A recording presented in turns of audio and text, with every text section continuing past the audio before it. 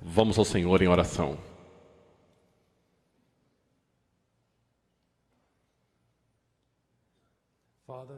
Pai, eu venho até Ti em nome do Teu Filho, Jesus Cristo.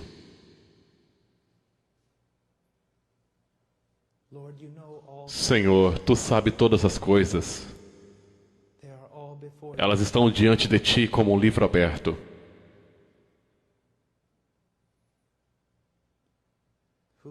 Quem consegue esconder seu coração de Tua presença e de Teu olho? As obras mais espertas dos homens estão expostas à Tua frente. Tua onisciência não conhece limites. E se não fosse pela graça, eu seria de todos os homens o mais apavorado. Mas há a graça abundante e gloriosa.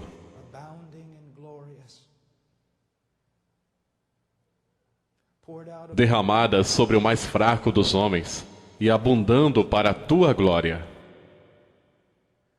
Pai, eu Te louvo e Te adoro e agradeço por tudo que Tu és e tudo o que Tu tens feito. E não há ninguém como Tu, nos céus ou na terra ou debaixo da terra. Tu és Rei e não há nenhum outro. Tu és Salvador e não compartilhas esta glória com nenhum outro. Pai, nesta noite, Tu me conheces e sabes da minha grande necessidade de graça.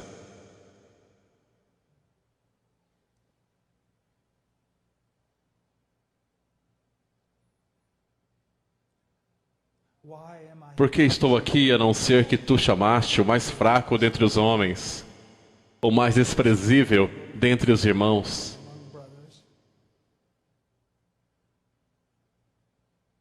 E que, pela Tua graça, muitas vezes o menor ensina o maior. E esse é sempre o meu caso. E eu Te louvo, eu Te adoro. Pai, ajuda-nos nesta noite. Para o vento com a eloquência. Para o inferno com o intelecto brilhante, Pai. Deixe que a verdade venha, que homens sejam transformados.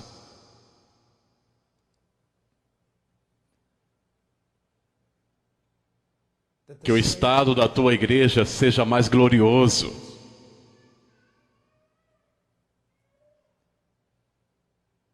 Eu oro por graça sobre graça e misericórdia sobre mim mesmo e sobre os ouvintes que estão presentes aqui. Ajude-nos, ó Deus, e nós seremos ajudados.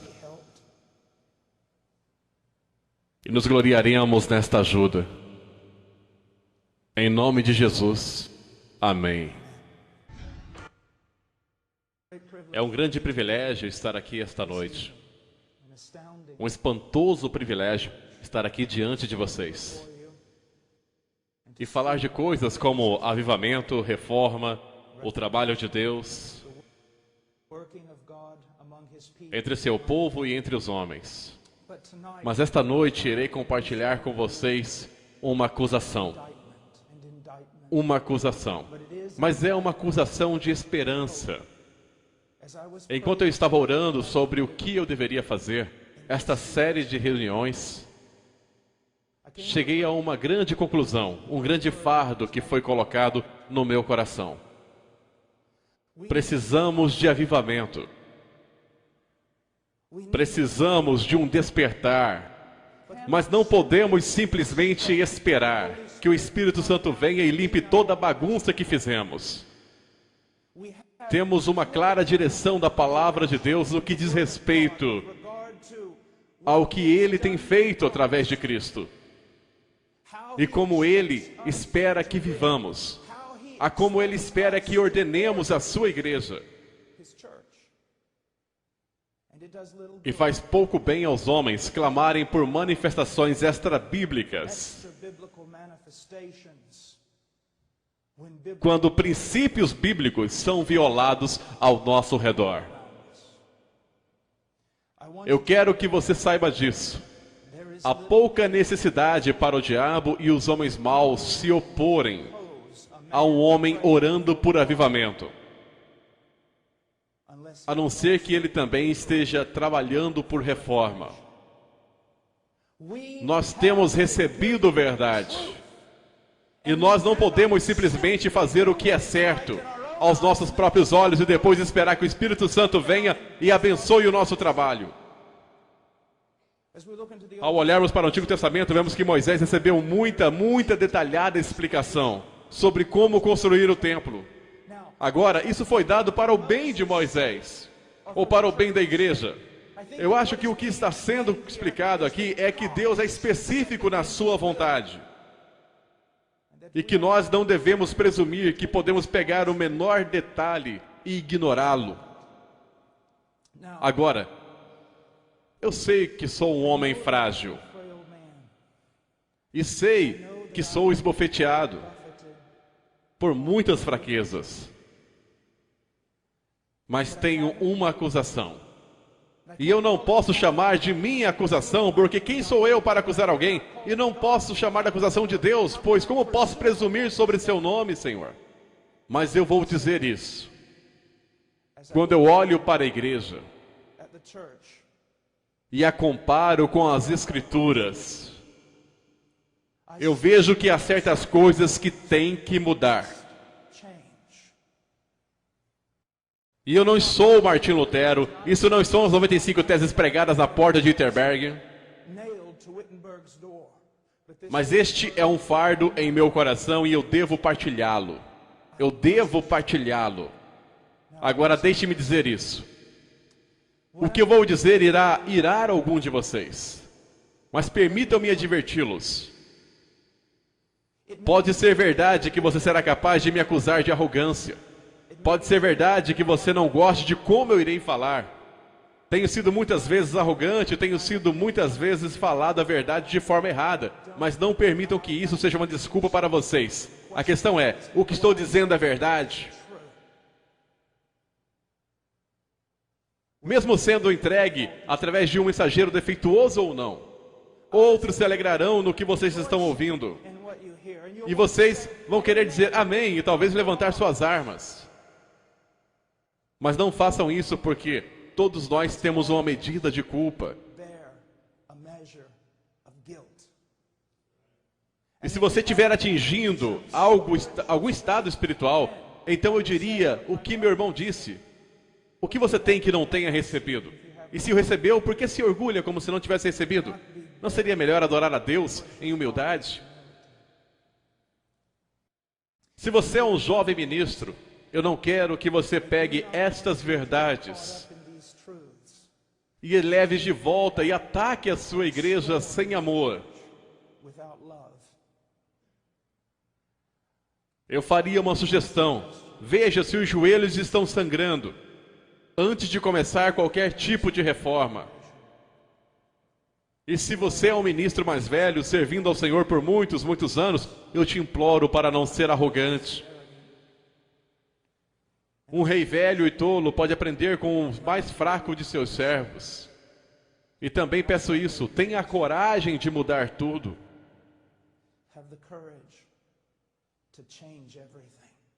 Mesmo que seja o último dia de sua vida, pelo menos você pode ir para a glória, sabendo que você tentou fazer uma reforma que era bíblica. E eu vou dizer isso como um aviso aos homens mais velhos. Agora me escutem cuidadosamente. Eu conheço a exortação em 1 Timóteo capítulo 5 sobre a forma como devo me dirigir a vocês. Então irei me dirigir, mas há um grande despertar em curso neste país. E não só neste país, mas na Europa, onde tenho ido. E na América do Sul e em muitos lugares. Estou vendo jovens voltando para a rocha a partir da qual fomos cortados. Eles estão lendo Spurgeon e Whitefield, eles ainda estão ouvindo Ravenhill, Martin Lloyd Jones e Tozer e Wesley. É um grande, enorme movimento, mesmo que a mídia popular e o cristianismo de hoje ainda não tenha descoberto. E o que está acontecendo, eu quero que você saiba que eu nunca teria sonhado há 15 anos que eu veria o despertar que estou vendo. E não é por causa do meu ministério, mas eu vou para lugares diferentes e vejo o que Deus está fazendo, sem nenhum de nossos ministérios. Quer sejam 1000 moços na Holanda declarando as coisas têm que mudar, clamando a noite toda em oração pelo poder de Deus e pela verdade da Escritura, ou na América do Sul, reconhecendo que eles foram muito influenciados pela psicologia e todo tipo de técnicas superficiais provenientes da América, no que diz respeito ao evangelismo, e agora em lágrimas e quebrantadas estão voltando e evangelizando suas igrejas, ou as cidades do interior dos Estados Unidos, onde eu tenho sentado por vezes até 2, 3 horas da manhã, discutindo teologia com jovens afro-americanos da periferia, a quem Deus vai levantar para pregar mais do que ninguém nunca vai ser capaz de imaginar nesse dia. Há um despertar.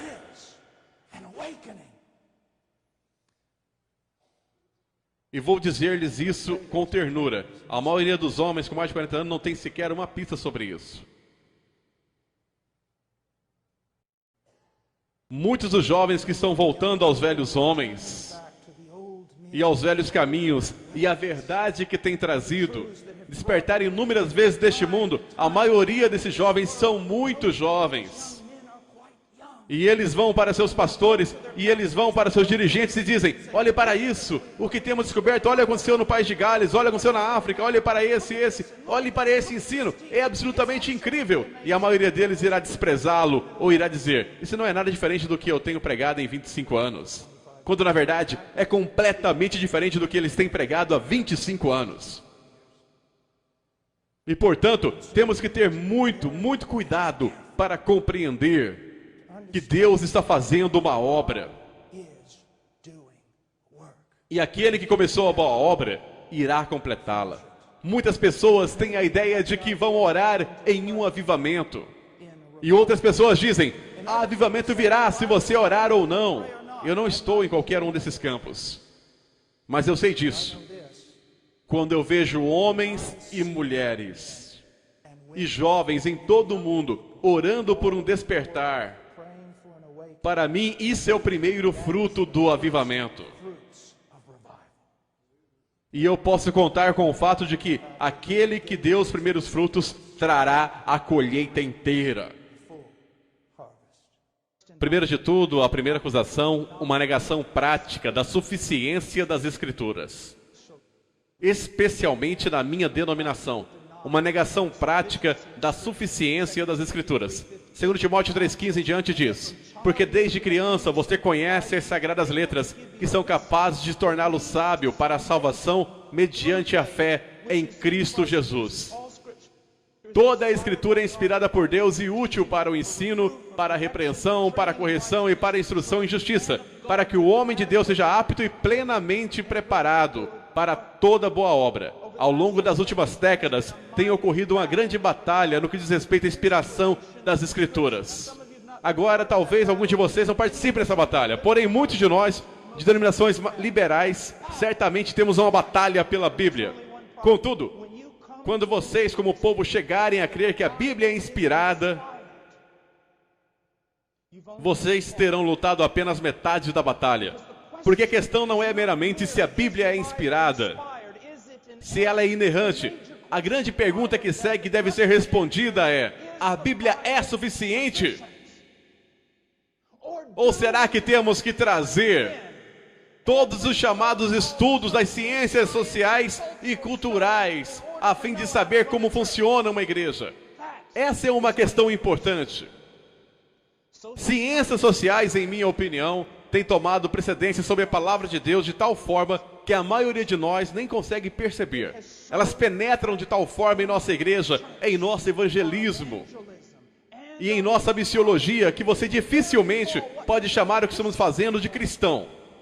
Psicologia, antropologia, sociologia se tornaram influências primárias na igreja.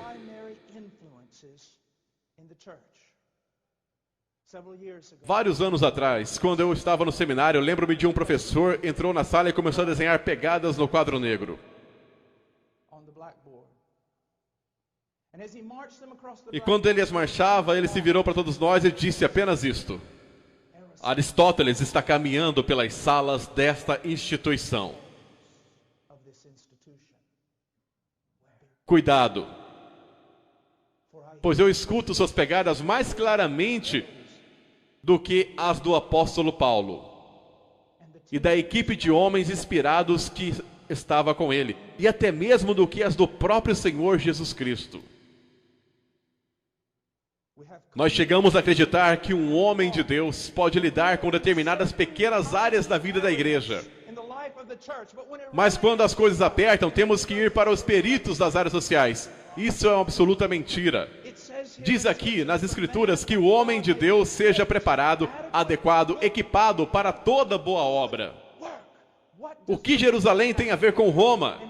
É o que nós temos a ver com todas essas modernas ciências sociais que foram criadas justamente como um protesto contra a palavra de Deus. E por que razão é que evangelismo e missões e as chamadas estratégias de crescimento da igreja são mais moldadas pelos antropólogos e sociólogos e os estudantes de Wall Street que se alinham a cada tendência cultural? Todas as atividades em nossa igreja devem estar fundamentadas na palavra de Deus. Todas as atividades em missões devem estar fundamentadas na palavra de Deus.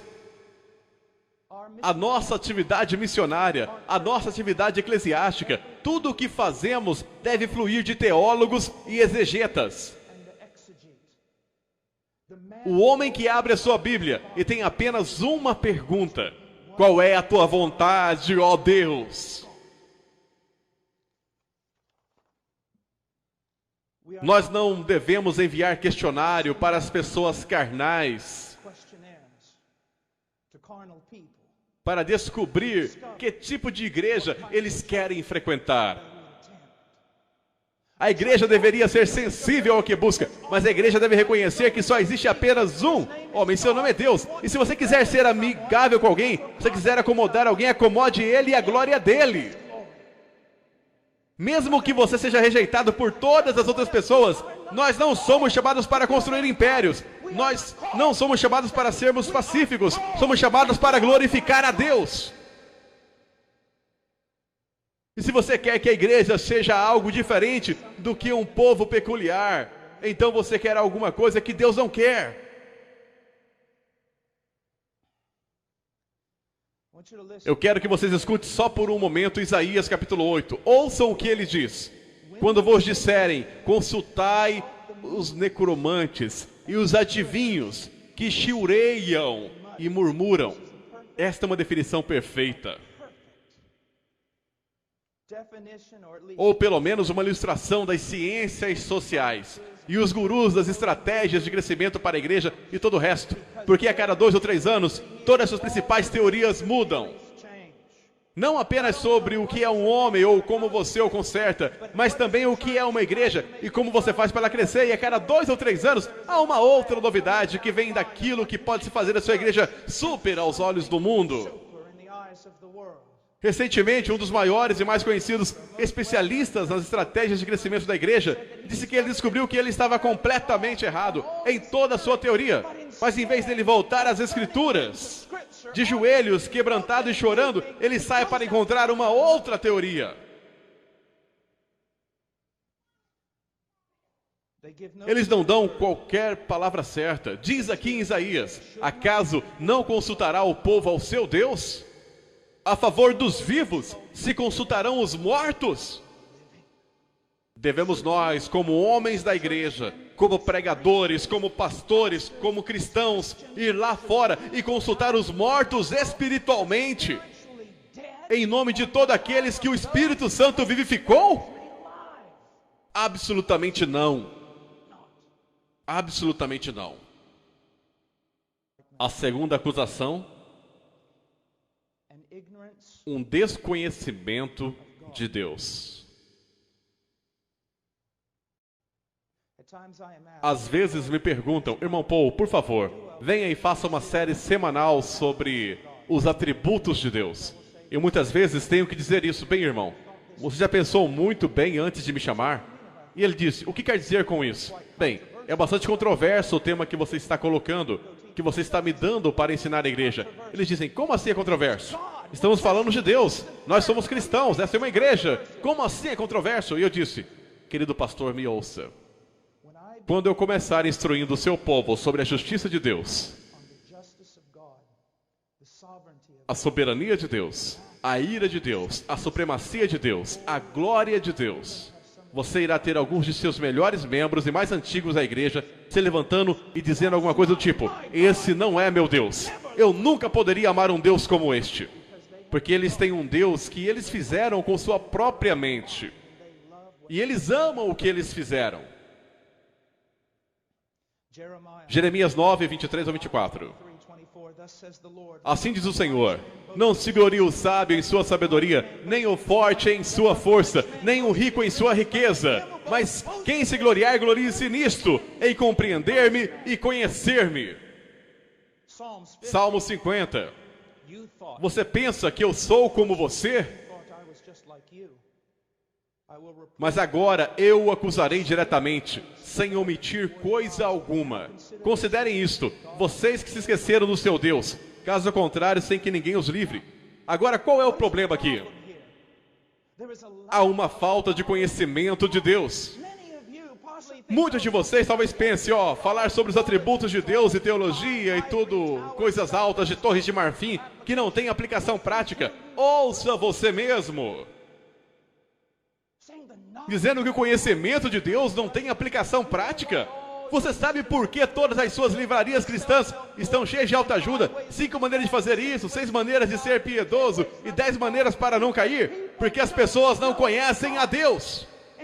É por isso que elas precisam de toda sorte de pequenos dispositivos triviais da carne para mantê-los andando como ovelhas devem andar. 1 Coríntios 15, 34. Recuperem o bom senso e parem de pecar, pois alguns há que não têm conhecimento de Deus. Digo isso para a vergonha de vocês. Por que há um pecar desenfreado mesmo entre o povo de Deus? A falta de conhecimento de Deus. De Deus. Agora deixe-me fazer-lhe uma pergunta. Quando foi a última vez que você assistiu uma conferência sobre os atributos de Deus? Quando foi a última vez que você, como um pastor, ensinou por todo um ano sobre quem é Deus? Quanto de todo o ensinamento que se passa na América toda a semana tem alguma coisa a ver com quem é Deus? E ainda ficam abismados. Não é tão fácil ir com o fluxo, bastando seguir todo mundo e então um dia você ouve algo parecido com isto e de repente você diz, eu não posso sequer lembrar quando alguém me ensinou sobre os atributos de Deus. Não é de admirar que somos um povo como nós somos. Para conhecê-lo, tudo é sobre isso. Esta é a vida eterna. E a vida eterna não começa quando você passa através dos portais da glória. A vida eterna começa com a conversão. A vida eterna consiste em conhecê-lo. Você sinceramente acha que você vai estar emocionado em se balançar nos portões de pérolas e caminhar em ruas de ouro por toda uma eternidade? A razão por que você não vai perder a cabeça na eternidade é isso. Há um ali que é infinito em glória. E você irá passar uma eternidade de eternidade buscando. E você nunca vai ter seus braços sequer nos pés da montanha dele. Comece agora. Tantas coisas diferentes que vocês querem saber e fazer. E todos os livros. Pegue um livro sobre Deus. Uma Bíblia. E a estude para conhecê-lo. Para conhecê-lo. Domingo de manhã, por causa de tudo isso, eu quero dizer-lhes que seria melhor não ter sequer um domingo de manhã. Domingo de manhã é a hora de maior idolatria em toda a semana da América. Porque as pessoas não estão adorando o único Deus verdadeiro.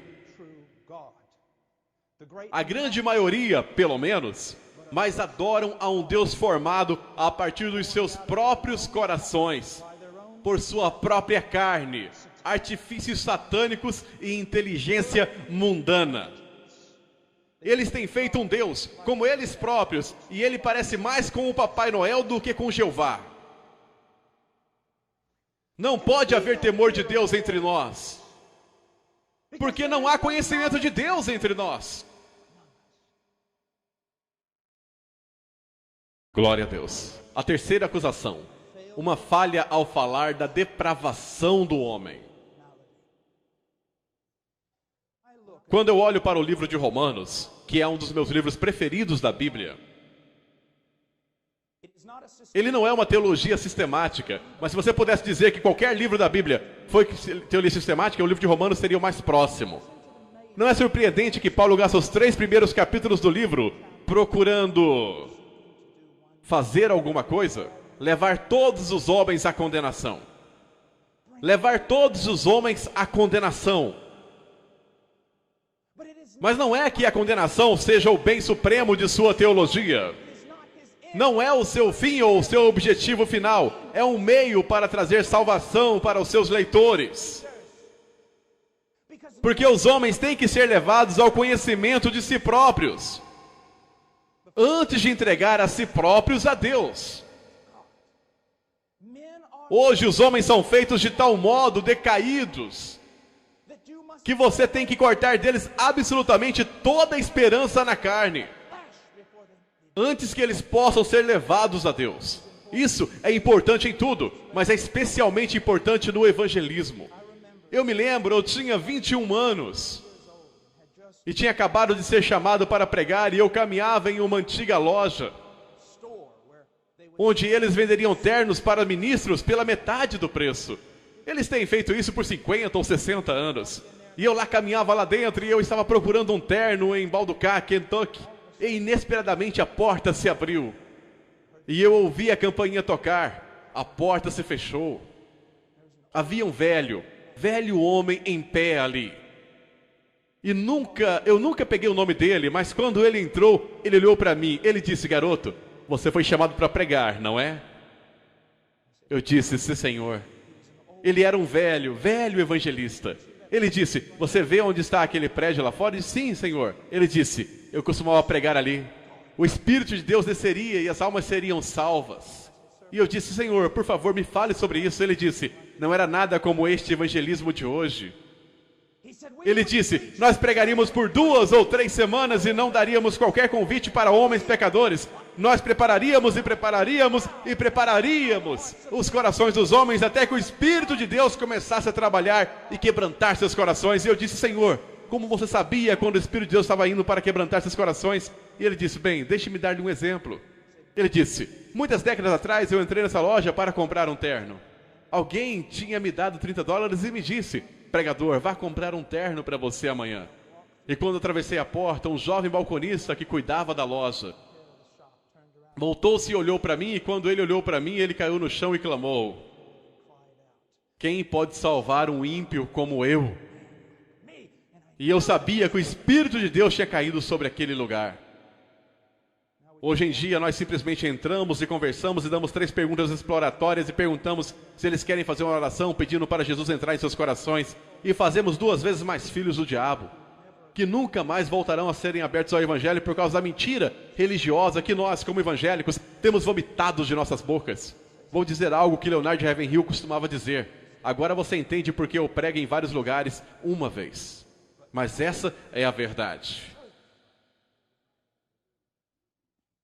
Quando lidamos com o pecado superficialmente, em primeiro lugar, estamos lutando contra o Espírito Santo. Quando ele vier, convencerá o mundo do pecado. Há muitos pregadores populares hoje que estão mais preocupados em lhes dar sua melhor vida agora do que na eternidade. Eles se orgulham sobre o fato de eles não mencionarem o pecado em sua pregação. E eu posso dizer-lhes isso: o Espírito Santo não tem nada a ver com o ministério deles, senão que ele esteja trabalhando contra essa seria a única coisa. Porque quando um homem diz que ele não tem nenhum ministério que trata com o pecado do homem, o Espírito Santo o faz. É o ministério primário do Espírito Santo, entrar e convencer o mundo do pecado. E assim, saibam disso, quando você não trata especificamente, apaixonadamente, amorosamente com o homem e seu estado depravado, o Espírito Santo não está em nenhuma parte perto de você. Ademais, nós somos enganadores quando lidamos de modo superficial com o mal dos homens. Como pastores dos dias de Jeremias, eles tratam da ferida do meu povo como se não fosse grave. Paz, paz, dizem, quando não há paz alguma. Nós não somos apenas enganadores, mas somos imorais. Como um médico que nega o seu juramento hipocrático, pois ele não dá mais notícias a alguém porque acha que a pessoa se rebelará contra ele. Ficará zangado com ele, ficará triste. E portanto ele não diz a eles a notícia mais necessária para salvar suas vidas. Eu ouço os pregadores de hoje, eles dizem, não. Você não entende, irmão Paul. Nós não somos como as pessoas do tempo de John ou Charles Wesley. Nós não somos como a cultura que Whitefield se dirigiu ou Edwards. Nós somos tão robustos como eles são. Nós estamos quebrados. Nossa quarta acusação. Uma ignorância do Evangelho de Jesus Cristo. E eu quero submeter você essa noite a que esse país não é endurecido ao Evangelho. É ignorante do Evangelho, porque a maioria dos seus pastores o é. E deixe-me repetir isso. O problema deste país não são os políticos liberais. A raiz do socialismo, Hollywood ou qualquer outra coisa. Assim chamado, o pastor evangélico de nosso país e o pregador de nossos dias, o evangelista de nossos dias. É aí que o problema deve ser encontrado. Nós não conhecemos o Evangelho. Nós pregamos o glorioso Evangelho de nosso bendito Deus e o reduzimos a 4 leis espirituais e 5 coisas que Deus quer que você saiba, com uma pequena e supersticiosa oração no final, que se alguém repetisse depois de nós com bastante sinceridade, nós o declaramos de forma papal, nascida de novo. Nós trocamos regeneração por decisionismo. Em primeiro lugar, eu estou pasmo depois de eu falar sobre o que eu vou falar por alguns poucos minutos com quantos crentes devotos há 30 ou 40 anos andando na fé virão a mim com lágrimas dizendo: irmão Paul, eu nunca ouvi isso antes em minha vida. Entretanto, essa é a doutrina histórica de redenção, de propiciação. Veja, quando você falar sobre o Evangelho, meu querido amigo, o faça claramente. O Evangelho começa com a natureza de Deus e vai para a natureza do homem e a queda deste. Essas duas grandes colunas do Evangelho têm que montar para nós o que deveria ser chamada e conhecida por cada crente como o grande dilema. E qual é esse dilema? Se Deus é justo, Ele não pode te perdoar. O maior problema em todas as Escrituras é este: como um Deus pode ser justo e ao mesmo tempo justificador de homens maus? Quando as Escrituras por toda a Bíblia declaram, especialmente em um texto que eu tirei de Provérbios, o que justifica o ímpio e o que condena o justo, tanto um como o outro são abomináveis ao Senhor. E ainda assim, todas as nossas canções cristãs sobre como Deus justifica o perverso. Este é o maior problema. Esta é a acrópole da fé cristã. Assim diria Martin Lloyd Jones e Charles Spurgeon e qualquer outro que leu Romanos 3. Você tem que mostrar isso às pessoas. O grande problema é que Deus é verdadeiramente justo e todos os homens são verdadeiramente maus. Deus, para ser justo, deve condenar o homem mau. Entretanto, Deus, para a própria glória dele, pelo grande amor com que Ele nos amou, enviou seu Filho, o qual caminhou nessa terra como um homem perfeito. E então, de acordo com o plano eterno de Deus, Ele foi aquele madeiro. E naquele madeiro, Ele tomou o nosso pecado. E assumindo a posição legal de seu povo e carregando a nossa culpa, Ele se tornou uma maldição. Maldito todo aquele que não persiste em praticar todas as coisas escritas no livro da lei. Cristo nos resgatou da maldição, se tornando uma maldição em nosso lugar. Tantas pessoas têm essa visão romântica e imponente do Evangelho,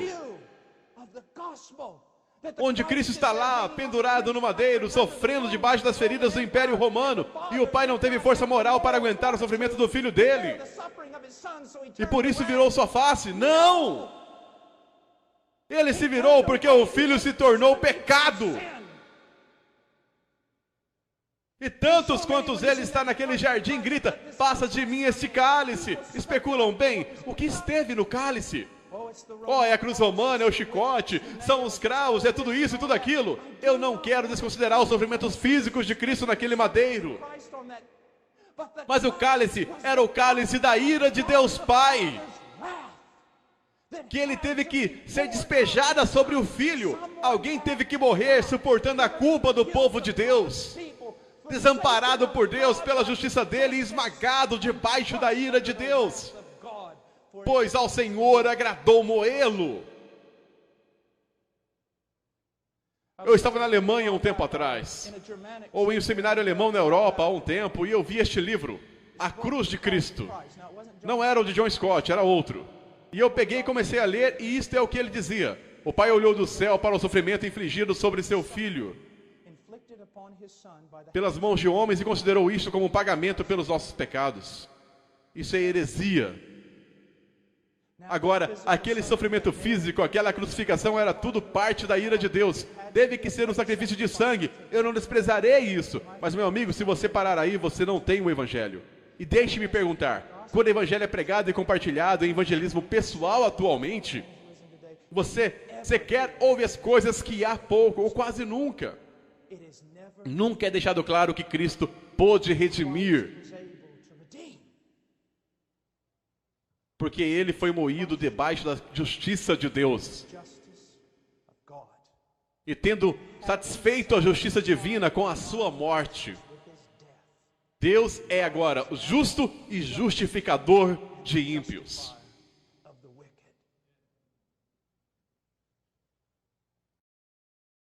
Redução de evangelho. E nós ainda nos perguntamos por que não há nenhum poder nele.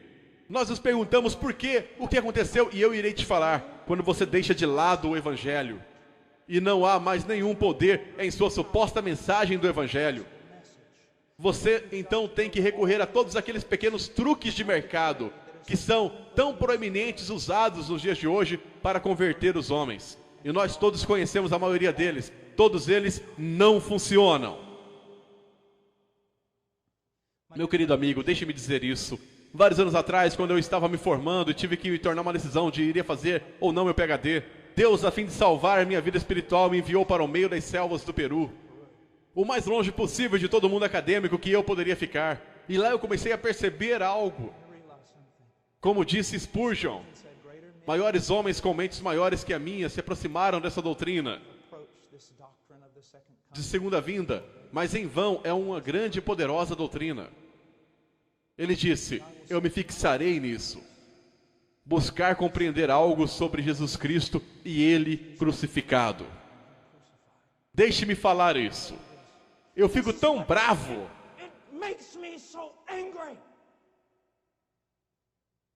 Quando as pessoas tratam o glorioso Evangelho de Cristo como se fosse um primeiro passo para entrar no cristianismo, que só leva aproximadamente 10 minutos de aconselhamento, e então você parte para coisas maiores. Isso mostra como nós somos patéticos em nosso entendimento das coisas de Deus. Meu amigo, no dia da segunda vinda, quando você entenderá absolutamente tudo sobre a segunda vinda, mas você estará em eternidade de eternidade no céu. E você não vai nem mesmo começar a compreender a glória de Deus no Calvário. É tudo sobre isso. Moço, jovem pregador, me escute. Persiga-o naquele madeiro. O que significa? Você não precisará construir fogos estranhos em seu forno. Se você só pegar um relance do que ele fez naquele madeiro. O que ele fez naquele madeiro. Eu amo dizer isso, eu já o disse 1 milhão de vezes. Abraão leva Isaac para cima daquela montanha. O filho dele, o único filho dele, quem ele amou. Você supõe que o Espírito Santo estava tentando para nos falar sobre algo no futuro?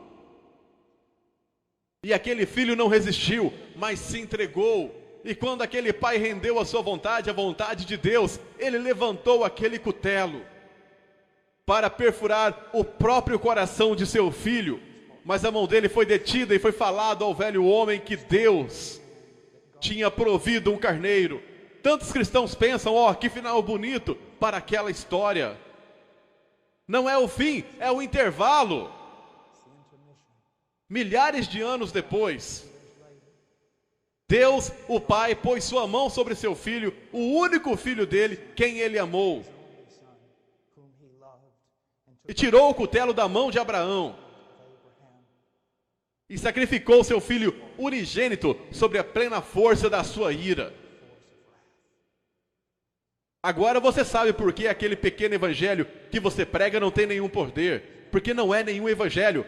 Vá ao evangelho, gaste sua vida em seus joelhos, se afaste dos homens, estude a cruz. A quinta acusação: uma ignorância da doutrina da regeneração. Uma ignorância da doutrina da regeneração. Meu prezado amigo, eu vou dizer isso sem rodeios. Sei que há calvinistas aqui, e sei que há arminianos aqui, e sei que há todo tipo de animal estranho entre um extremo e outro. Risos. Mas eu quero que você saiba de uma coisa. Embora eu penda mais para, acho que posso me considerar um esportionista de 5 pontos, quero que saiba disto. A questão central não é o calvinismo. Não. Vou ter muitos problemas quando essa mensagem chegar à internet. A questão central não é o calvinismo. Vou dizer qual é a questão central: regeneração. E é por isso que posso ter comunhão com Wesley, com Ravenhill, com Tozer e com todos os demais, porque independente de como eles se posicionavam, eles criam que a salvação não pode ser manipulada pelo pregador. E que é uma obra extraordinária do poder do Deus Todo-Poderoso. E junto com eles, portanto, eu me posiciono na certeza de que foi uma obra de Deus. Muito maior é a manifestação do poder de Deus na obra regeneradora do Espírito Santo do que na criação do mundo, do universo. Porque ele criou o mundo ex nihilo, do nada. Mas ele recria o homem a partir de uma massa corrompida. E a regeneração encontra correspondência na própria ressurreição de nosso Salvador.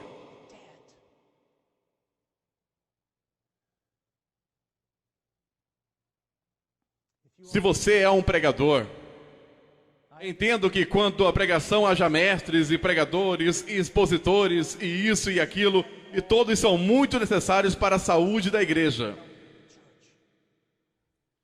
Mas você precisa entender uma coisa. Quando o velho G. Campbell Morgan, há relatos disso, quando ele ia subir na torre majestosa para pregar, citava para si mesmo: como ovelha para o matadouro, como cordeiro mudo diante do tosqueador. Atos 8:32. Ele sabia que sem uma manifestação magnífica da obra regeneradora do Espírito Santo, tudo o que ele dissesse seria morte. É o Espírito que dá a vida. E nesse sentido, todos nós que proclamamos sua palavra, devemos proclamá-la como profetas. O que eu quero dizer com isso? Somos sempre Ezequiel diante daquele vale de ossos secos. E como eles estão secos, então saímos e o que fazemos? Profetizamos. Dissemos: ouça a palavra do Senhor. E sabemos que o sopro de Deus deve soprar nesses mortos. Caso contrário, não ressurgirão. Aí você tiver plenamente captado isso no mais íntimo do seu ser, não vai mais se entregar à manipulação que tantas vezes é feita em nome do evangelismo nesse país. Você proclamará a palavra de Deus. proclamará doutrina da regeneração.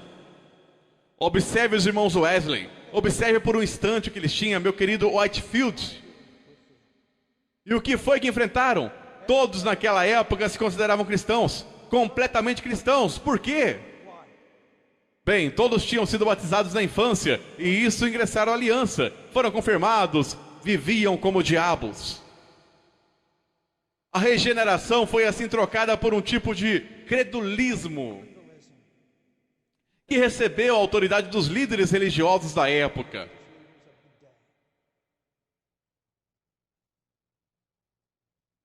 E é aí que chegam os irmãos Wesley. Não está tudo certo, vocês não nasceram de novo. Não há nenhuma prova de vida espiritual.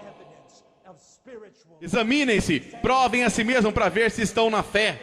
Certifique-se de que o seu chamado e de sua eleição. Você precisa nascer de novo.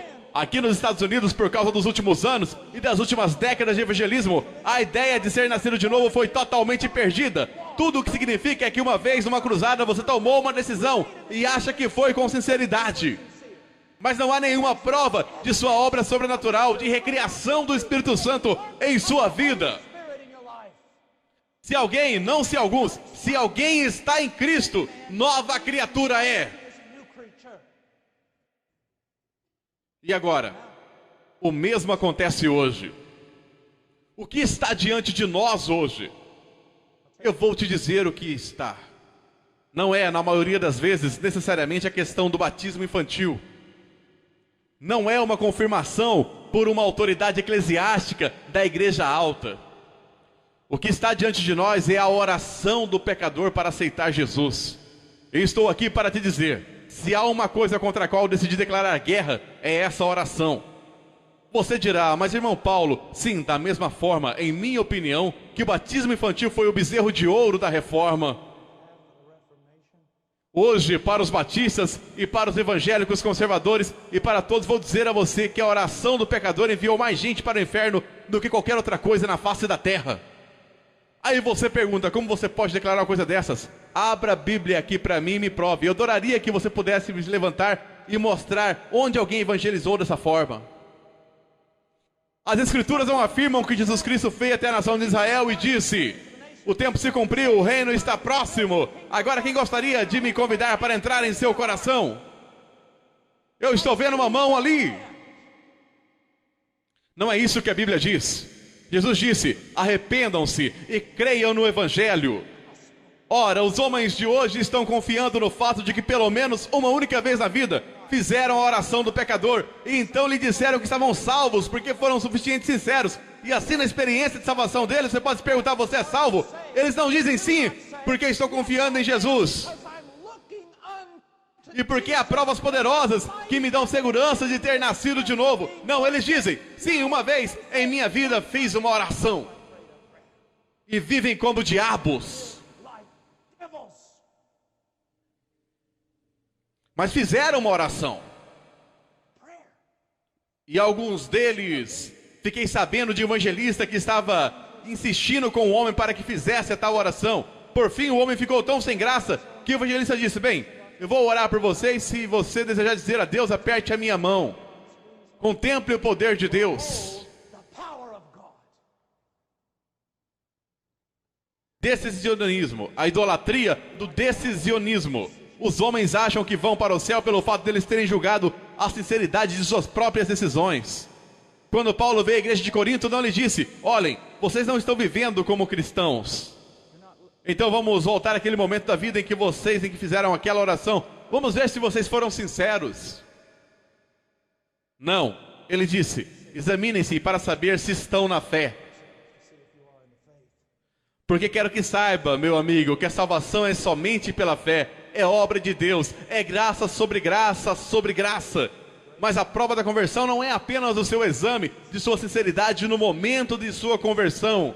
É o fruto contínuo em sua vida. É o fruto contínuo em sua vida. Ah, meu querido amigo, veja em que situação nos metemos. Uma árvore não é conhecida por seus frutos? O que lhe parece? 60%, 70% dos americanos pensam que são convertidos, nascidos de novo. Nós matamos quantos milhares de bebês por dia? Somos odiados em todo o mundo por nossa imoralidade. No entanto, somos cristãos? E sem rodeios, eu deposito isso, a culpa aos pés do pregador.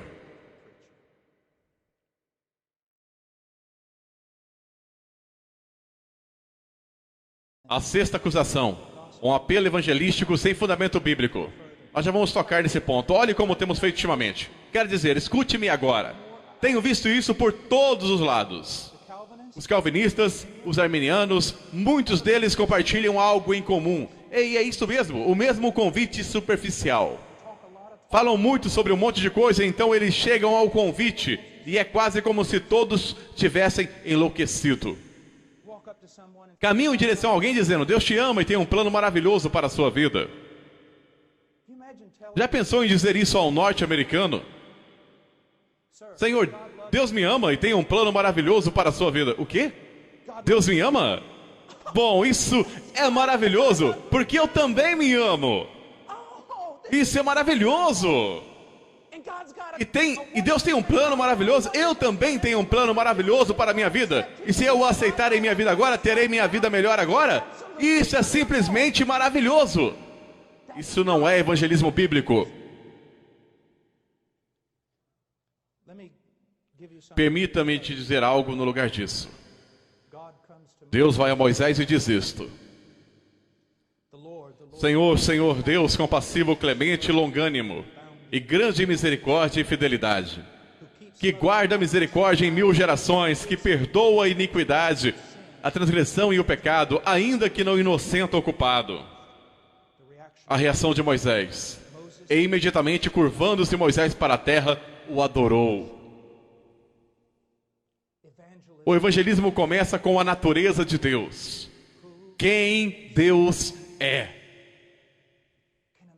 Pode um homem reconhecer seu pecado se ele não tem um padrão com o qual se comparar?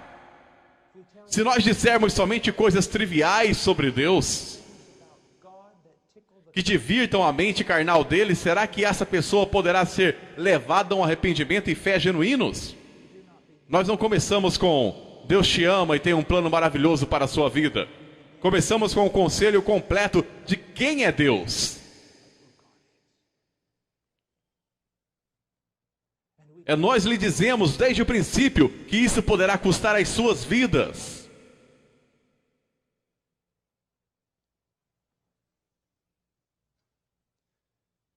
Depois disso, temos algumas perguntas exploratórias. Ei, você sabe o que é um pecador, não?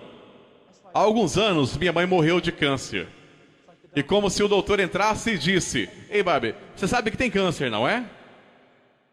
Nós tratamos o pecado tão superficialmente, sem agravos, nada solene. Senhor, há uma terrível podridão em você e um juízo está vindo. Porque se só dissermos a um homem, Senhor, você sabe o que é um pecador? Vão e perguntem ao diabo se ele sabe o que é um pecador. Bom, sim, eu sou, e muito bom nisso. Ou muito mal, dependendo do que você vê. Mas sim, eu sei que sou pecador. A pergunta não é, você sabe que é pecador? A pergunta é, o Espírito Santo está operando através da pregação do Evangelho de tal maneira em seu coração que uma mudança está sendo feita, de maneira que o pecado que uma vez você amava, agora você odeia, e o pecado que uma vez você desejava abraçar, agora você foge dele, como se estivesse fugindo de um dragão? E depois a pergunta, você quer ir para o céu? Esta é a questão pela qual eu não permitiria que meus filhos fossem a 98% das escolas dominicais e aos acampamentos bíblicos de verão em igrejas evangélicas. Porque alguma pessoa bem intencionada se levantará e dirá, Jesus não é maravilhoso? Depois de ter mostrado o filme de Jesus, sim. Quantos de vocês, pequenas crianças, amam Jesus? Oh, eu. Quem quer aceitar Jesus no seu coraçãozinho? Oh, eu. E depois eles são batizados. E eles caminham um pouco porque eles foram criados em uma cultura cristã. Ou algum tipo de cultura igreja. E então quando eles completam 15, 16 anos e quando eles têm a força de vontade, eles começam a quebrar os laços. Eles começam a viver em perversidade. Então nós vamos atrás deles dizendo, vocês são cristãos, vocês só não estão, parem de se desviar. Ao invés de ir a eles biblicamente e dizer isto, você fez uma profissão de fé em Cristo. Ou professou até no batismo. Mas agora parece que você se afastou dele. Examine-se, prove-se.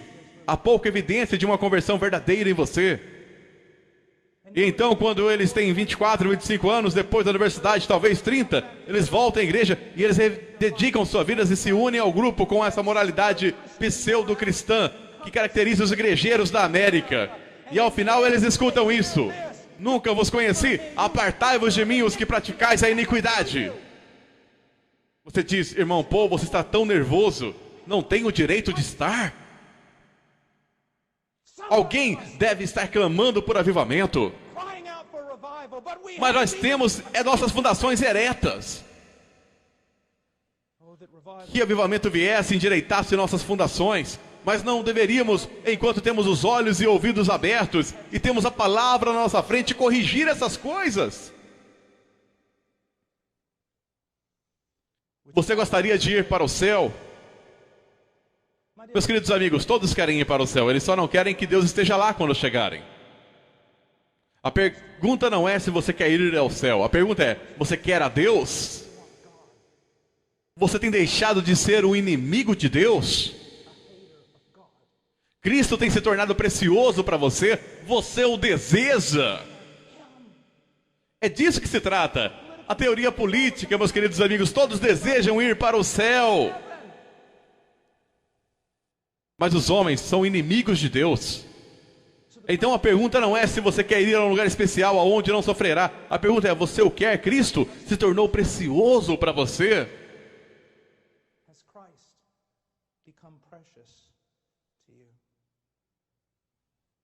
Frequentemente, depois de uma pessoa orar, perguntam: você gostaria de ir para o céu? Bom, sim. Então você gostaria de orar e pedir que Jesus entre no seu coração? Agora, há pessoas que foram salvas utilizando essa metodologia, mas não é graças a ela, mas sim apesar dela. Senhor, você deseja a Cristo? Você vê seu pecado? Oh, sim, sim, eu vejo o meu pecado. Senhor, vejamos alguns versículos da Bíblia que falam sobre o que o arrependimento lhe se parece.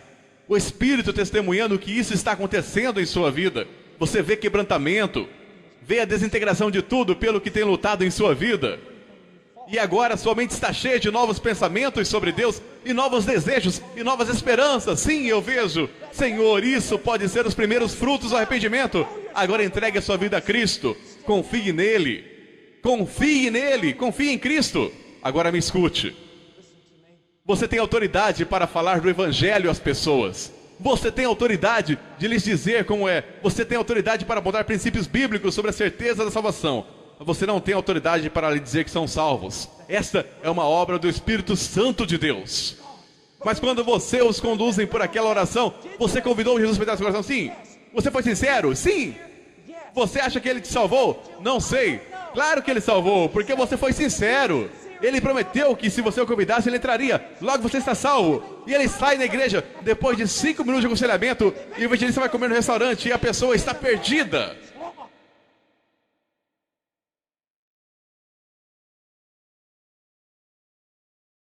Um apelo evangelístico sem fundamento bíblico. Se alguma vez duvidaram de sua salvação, aqui vamos de novo. Se alguma vez eles duvidaram de sua salvação, houve algum momento em que você orou e pediu para Jesus entrar em seu coração? Sim. Você foi sincero? Acho que sim. O diabo está lhe incomodando? E se eles vivem sem crescimento, mesmo no contexto de uma igreja sem crescimento, em carnalidade contínua, sem problema, nós colocamos a culpa na falta de discipulado pessoal e resolvemos a doutrina do cristão carnal.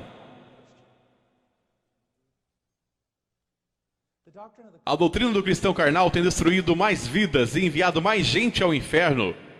Os cristãos lutam contra o pecado? Sim. Pode um cristão cair em pecado? Absolutamente. Pode um cristão viver em pecado contínuo de carnalidade? Todos os dias da sua vida são carregados de frutos e verdadeiramente cristão? Absolutamente não. Senão cada promessa no Velho Testamento referente à Nova Aliança falhou. E tudo que Deus disse sobre disciplina em Hebreus é uma mentira. Uma árvore é conhecida por seus frutos. Quando trabalhamos com homens sobre conversão, tenho visto pregadores que entendem muito sobre as coisas de Deus. Mas quando eles descem, mesmo depois de uma apresentação exemplar do Evangelho, eles entram novamente nessa metodologia. Deixe-me lhe dar uma história e depois iremos à próxima acusação. Mas é uma história que é um dos momentos mais preciosos da minha vida como cristão. Eu estava pregando no Canadá, na verdade, eles me disseram que estava a 30 quilômetros do Alasca. Havia mais ursos pardos na cidade do que pessoas. Sério. Era uma igreja pequena, de como 15 a 20 pessoas, e eu estava pregando. E bem, quando eu fiquei em pé no púlpito, essa montanha de homem entrou dos seus 60 ou 70 anos, mas uma montanha de homem. Ele podia ter batido em cada um de nós nesse prédio. Quando eu pregava, via sua face, deixei tudo de lado e comecei a pregar o Evangelho. Era o ser humano mais triste que eu já vi. Somente o Evangelho. E quando terminei, caminhei direto do púlpito para ele e eu disse: Senhor, o que há de errado? O que perturba sua alma? Eu nunca vi um homem tão triste e abatido em toda a minha vida. E ele tirou o envelope e tinha alguns raios-x, os quais eu não pude entender. Mas ele disse: acabo de vir do médico, vou morrer em 3 semanas. Foi isso que ele me disse. Agora eu tenho morado toda a minha vida em um rancho de gado. Só se chega lá por avião flutuante ou cavalgando pelas montanhas e todas essas coisas. Ele disse: nunca estive em uma igreja, nunca li a Bíblia. Acredito que há um Deus e que uma vez escutei sobre um cara chamado Jesus. Ele disse: eu nunca tive medo de nada em minha vida e agora estou aterrorizado. E eu disse: Senhor, você entendeu a mensagem do Evangelho? E ele disse: sim. Agora, o que faria a grande maioria dos pregadores naquele momento? Então você gostaria de convidar Jesus para entrar em seu coração? É isso que eles fariam. E eu disse: Senhor, você entendeu? Ele disse: eu entendi, mas é só isso? É que eu disse, uma criança poderia ter entendido aquilo. Qualquer um. É só isso que eu entendi. E eu oro ou... Eu disse: Senhor, você vai morrer em 3 semanas. Eu tinha que ir embora amanhã. Vou cancelar meu voo e ficaremos aqui lendo a palavra de Deus, lutando e clamando a Deus até que você se converta ou morra e vá para o inferno. E então começamos. Comecei com o Velho Testamento, o Novo Testamento, cada versículo sobre as promessas de Deus com respeito à redenção, à salvação. Uma e outra vez, várias vezes, lendo João 3,16, orando por um tempo, clamando a Deus, questionando sobre o arrependimento do homem, sobre a fé, sobre a certeza da salvação, trabalhando até que Cristo tenha sido formado nele. E então, finalmente, simplesmente exaustos aquela noite, não houve nenhum avanço, não houve nada. Eu disse: Senhor, vamos orar. E oramos e eu disse: Senhor, leia João 3,16 outra vez. E ele disse: lemos isso 1 milhão de vezes. Eu disse: eu sei, mas é uma das maiores promessas de salvação. Leia o texto de novo. E eu disse: nunca esquecerei, eu tinha minha Bíblia no meu colo, naquelas suas mãos grandes e montanhosas. Ele disse: ok, porque Deus amou o mundo de tal maneira que deu, sou salvo, irmão Paul, todos os meus pecados se foram, tenho vida eterna, sou salvo, eu disse: sabe como? Ele disse: você nunca leu esse versículo antes? O que estava acontecendo? Uma obra do Espírito de Deus, ao invés daqueles truquezinhos que você tenta. Você quer ir a comer? Você pensa que pregar é um espetáculo e depois disso você volta para o hotel? Não, após a pregação é que o trabalho começa, lidando com as almas. As pessoas vão à frente em reuniões para aconselhamento com pessoas que não deveriam estar aconselhando. 5 minutos, rápido, dê o cartão ao pastor e o pastor diz: gostaria de lhes apresentar ao novo Filho de Deus. Bem-vindo à família de Deus. Como você se atreve? Se você vai apresentá-lo, diga isso. Este homem essa noite fez uma profissão de fé em Jesus Cristo. E por causa do nosso temor de Deus e nosso amor pelas almas dos homens, Nós agora iremos trabalhar para ter certeza que Cristo tem realmente sido formado nele. Que ele verdadeiramente tem um entendimento bíblico sobre arrependimento e fé. E grande certeza e gozo no Espírito Santo. É isso que nós vamos fazer. Olha o que nós fizemos. Suplico-te, olha o que estamos fazendo. E isto não é algum tipo de seita. Isso somos nós. Pare!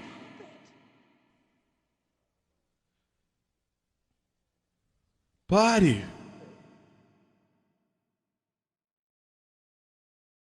Sétima acusação: ignorância com relação à natureza da igreja.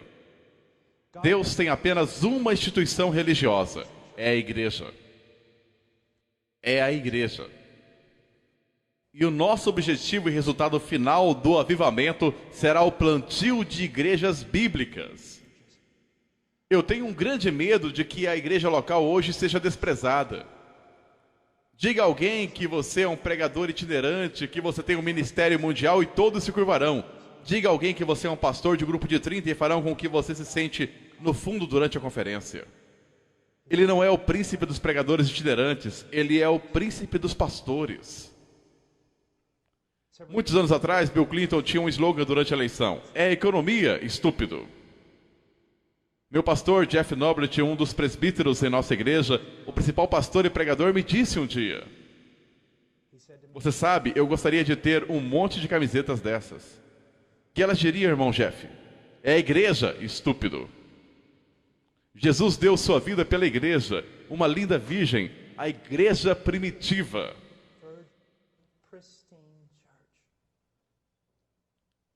Se você quer dar a sua vida por algo no ministério, dê à igreja, a uma igreja, a um corpo de crentes, a uma congregação local. Isso é a igreja.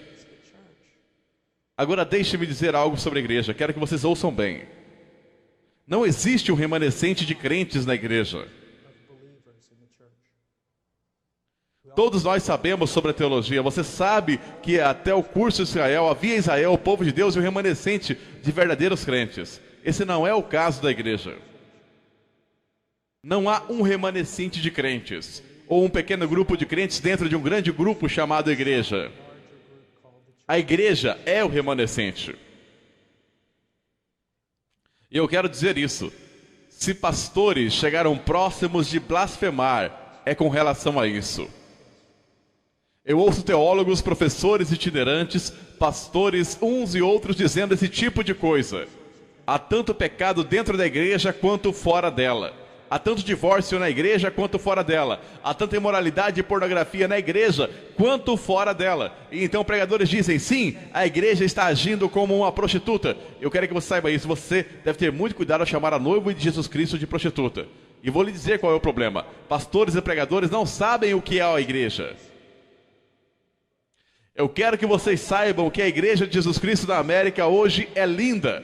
Ela é frágil às vezes, ela é fraca, ela é esbofeteada, ela não é perfeita, mas eu quero que você saiba que ela é quebrantada. Ela está andando humildemente com o seu Deus. O seu problema é que você não consegue saber o que é a igreja. Hoje, por causa da falta de pregação bíblica, a tão chamada igreja está cheia de pessoas carnais e ímpias que se identificam com o cristianismo. E então, por causa dos bodes no meio das ovelhas, as ovelhas estão sendo acusadas de todas as coisas que os bodes estão fazendo em nome de Deus, sendo blasfemado entre os gentios por causa de nós. Romanos 2:24. Vocês já leram? Eu sei que já passaram do horário, mas apenas vá acompanhando comigo. Rapidamente. Eu quero te mostrar algo. Vá até Jeremias.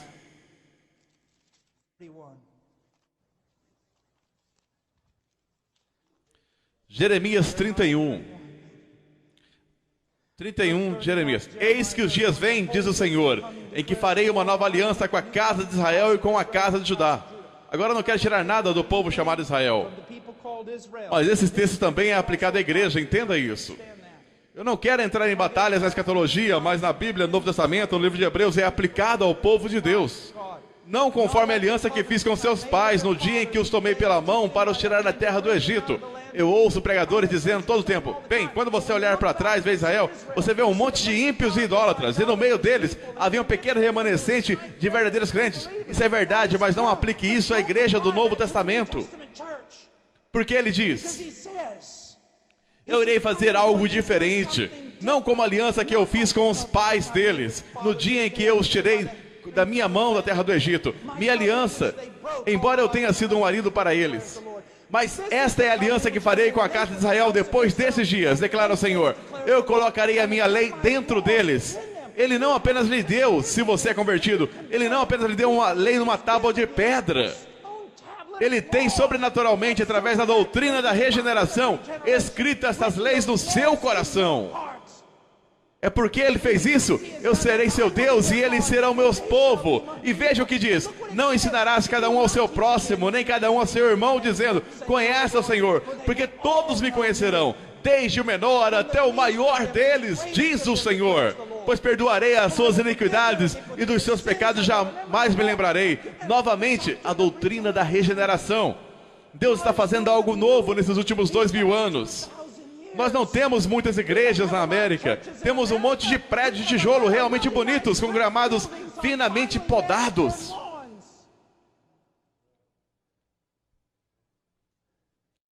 Só porque alguns dizem que são da igreja ou que são cristãos, isso não quer dizer que realmente sejam. Veja o que diz.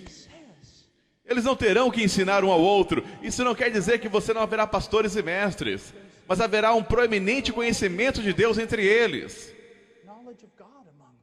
particularmente com relação aos seus pecados terem sido perdoados. Veja rapidamente o capítulo 32,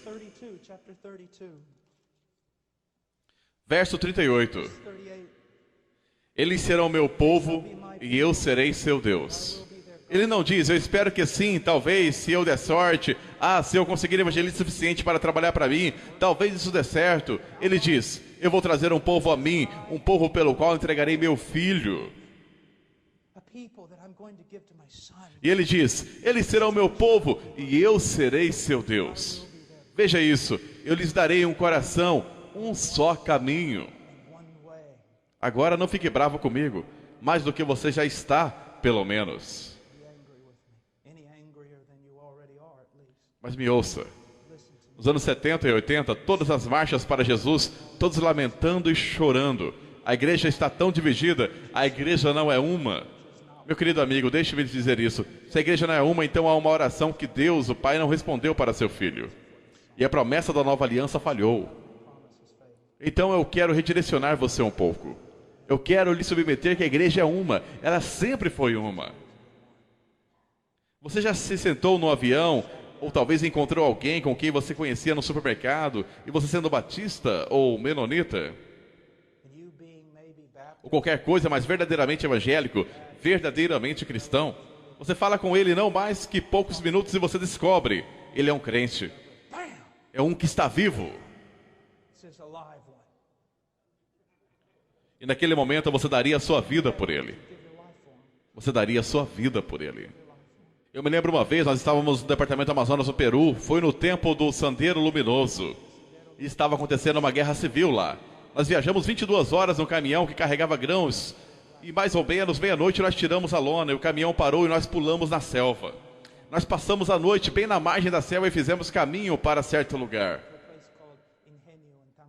E na metade do caminho nós nos perdemos, e no dia seguinte então nós oramos, eu e meu querido amigo Paco, estávamos orando: ó Deus, nos dê uma direção, estamos perdidos. Se formos encontrados aqui, os terroristas dominam esse lugar, nem os militares entrariam aqui. Nós clamamos: ó Deus, nos dê uma direção. Nós ouvimos um sino, e então ouvimos alguém falando. No começo achávamos que era uma conversa estranha. Então percebemos que era um garotinho vindo do campo, com seu burro, e ele estava falando com seu burro.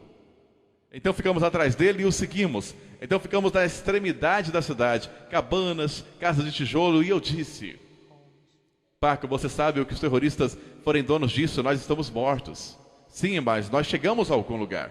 Então nós descemos, fomos até um homem que estava bêbado no escuro e dissemos: Há irmãos por aqui?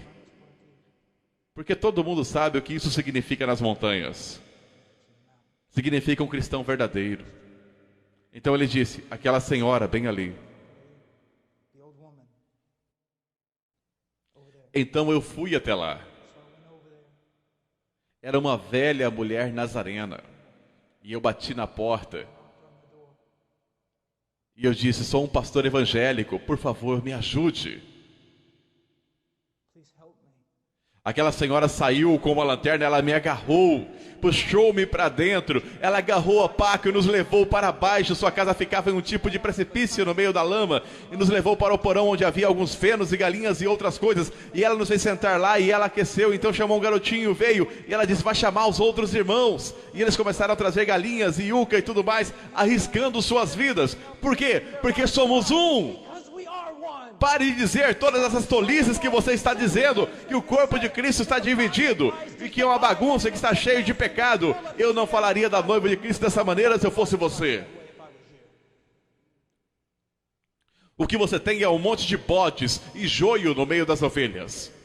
E porque muito pouca disciplina bíblica é compassiva, é praticada na igreja, elas vivem entre as ovelhas, eles se alimentam dessas ovelhas e as destroem. E aqueles entre vocês que são líderes na igreja vão pagar um alto preço quando você estiver diante daquele que as ama, porque você não teve coragem suficiente para se levantar e confrontar o ímpio.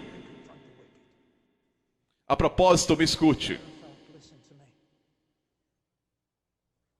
O cenário médio na América do Norte, no que diz respeito às igrejas em geral, e eu não quero entrar nos prós e contras disso, mas eis o que acontece. Por a pregação do evangelho ser tão baixa, a igreja é basicamente a maioria carnal, cheia de pessoas perdidas. E por ser uma democracia, eles em geral são os que governam a direção da igreja. E por o pastor não querer perder o grande número de pessoas, e por ele ter ideias erradas quanto ao evangelismo e a verdadeira conversão, ele atende aos ímpios em sua igreja, e seu pequeno grupo de verdadeiras ovelhas que pertencem a Jesus Cristo está sentado no meio de todo o teatro, no meio de todo o mundanismo, no meio de todo o entretenimento que está acontecendo. Nós queremos apenas adorar Jesus e queremos apenas que alguém nos ensine a Bíblia, e pastores vão pagar por isso. Isso é verdade. Isso é verdade. Você está dizendo, você está nervoso, meus queridos amigos, vocês sabem o quanto me custa dizer isso? Isso é verdade. Tentando manter juntos um bando de ímpios, enquanto um pequeno rebanho no meio deles está morrendo de fome. E fazendo com que eles vão à direção que eles não querem ir com a maioria dos carnais. Escute-me. Se a minha esposa estivesse no Walmart, tarde da noite, e você estivesse passando por lá e você tivesse visto 2 homens que estavam abusando dela, 3, 4, 5, 10 homens estivessem abusando dela e machucando-a, e você abaixasse a cabeça em nome da autopreservação, e você passasse de lado, eu quero te dizer algo, amigo. Eu não vou apenas atrás daqueles 10 homens, eu também vou atrás de você. É a noiva de Cristo e ela é preciosa para Ele. Vai custar-lhe servir Jesus. Poderá custar a sua igreja, a sua reputação, a sua denominação, absolutamente tudo.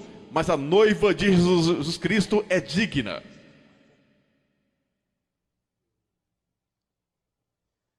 Veja o que diz, eu amo isso. Veja 39, e lhes darei um mesmo coração e um só caminho. E o que é esse caminho? É Cristo e é santidade. Todo verdadeiro crente que eu já encontrei falou muito de Cristo e tinha um desejo de ser mais santos do que já eram, mais conformados a Cristo. Veja, e lhes darei o mesmo coração, um só caminho, para que temam todos os dias, para o seu bem e o bem de seus filhos depois deles. Que grande texto é esse! Mas vamos agora. E farei com eles uma aliança eterna, de não me desviar, de fazer-lhes o bem. Agora, nós apenas lemos isso e muitas pessoas que são ímpias, que são perdidas, apenas vão à igreja no domingo, elas ouvem este verso e dizem, sim, Deus fez uma aliança eterna comigo, Ele nunca se apartará de mim, nunca, nunca, e estou seguro por causa da graça de Deus. Mas eles falham em ler a segunda parte. E veja o que diz: e farei com eles uma aliança eterna de que não se desviar de fazer-lhes o bem. E porei o meu temor nos seus corações, para que nunca se apartem de mim. Evidência de que Deus fez uma aliança eterna com você, Senhor, é que Ele colocou o temor de Deus em você, para que você não se aparte dEle. Se você se apartar dEle e Ele não te disciplinar, e você continuar se apartando dEle, esta é uma evidência que Ele não colocou o temor dEle em você. Você não foi regenerado, então você não tem aliança com Deus alguma. Isso é a verdade. A oitava acusação, e vamos nos apressar nisso. Sei que isso é um mal entendido hoje, então vou defini-la. Uma falta de amorosa e misericordiosa disciplina eclesiástica. A maioria dos pastores evangélicos atualmente na América devem pegar Mateus 18 e arrancá-los das suas Bíblias. Você não pode fazer isso. Senhor, você tem que ficar com tudo. Muitos pastores, sua teologia fica para trás quando eles saem do seu escritório, do seu local de estudo. Eles são teológicos nas conversas, são teológicos nos seus escritórios, mas quando saem, eles administram a igreja por métodos carnais.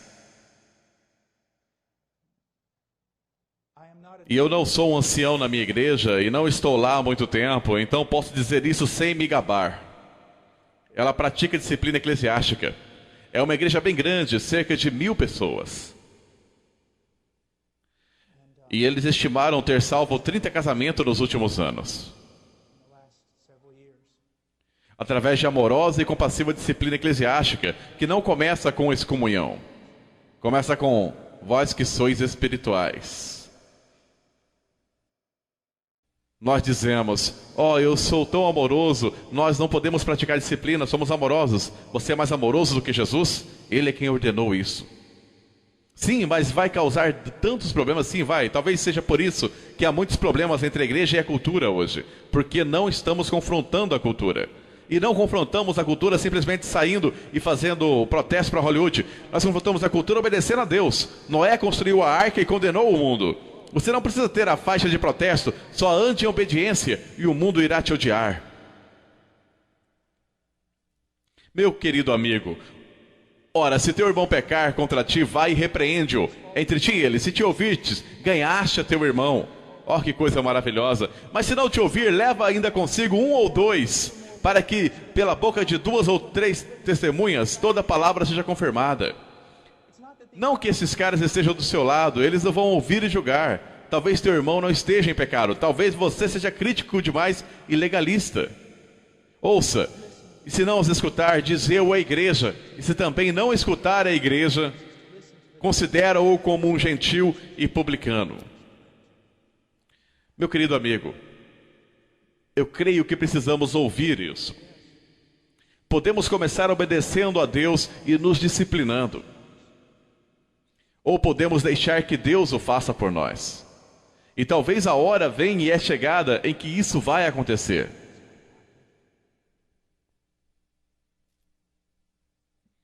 Não estou falando de homens críticos, legalistas e odiosos. Já existem muitos.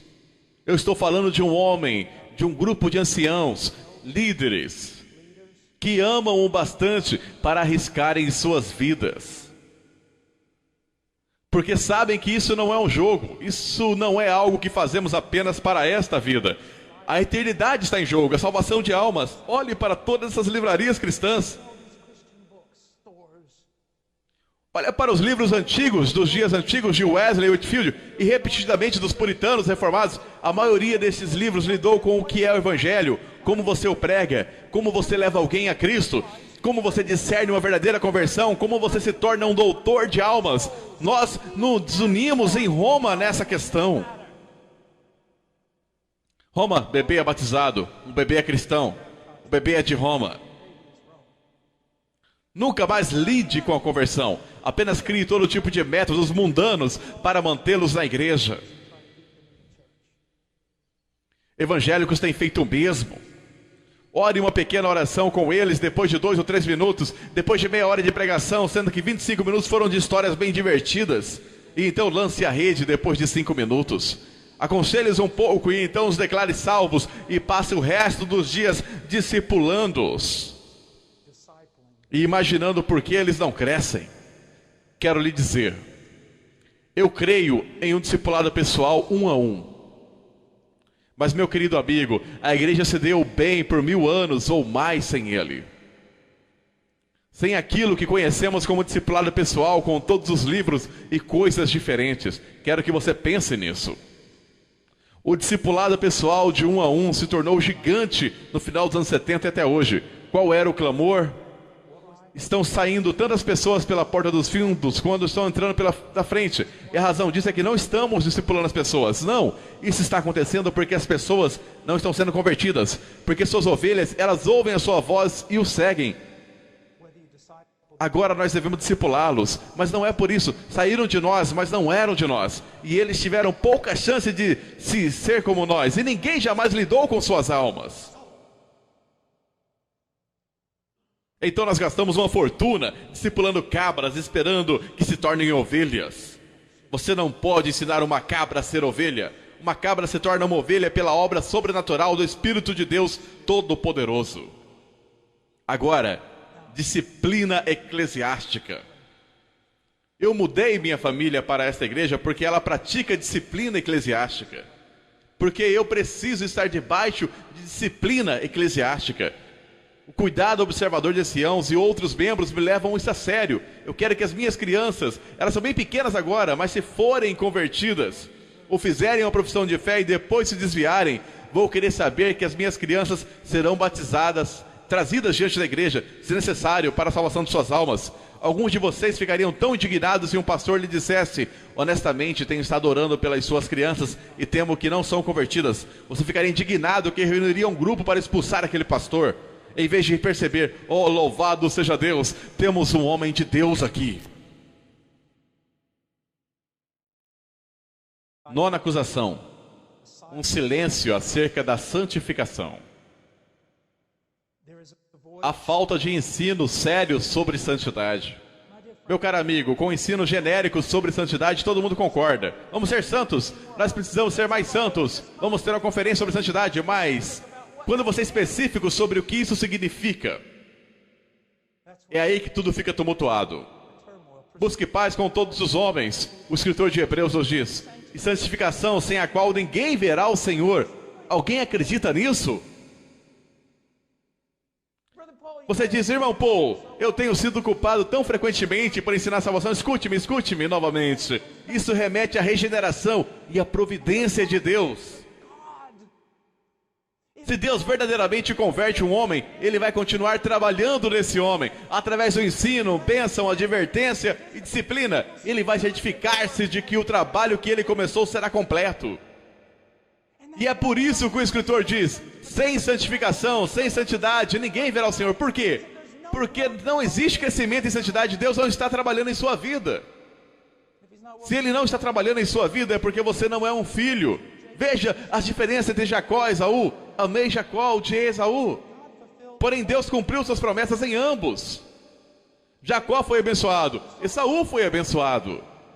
Como Deus demonstrou seus julgamentos e ira contra Esaú e seu amor com Jacó? Eu vou lhe contar como.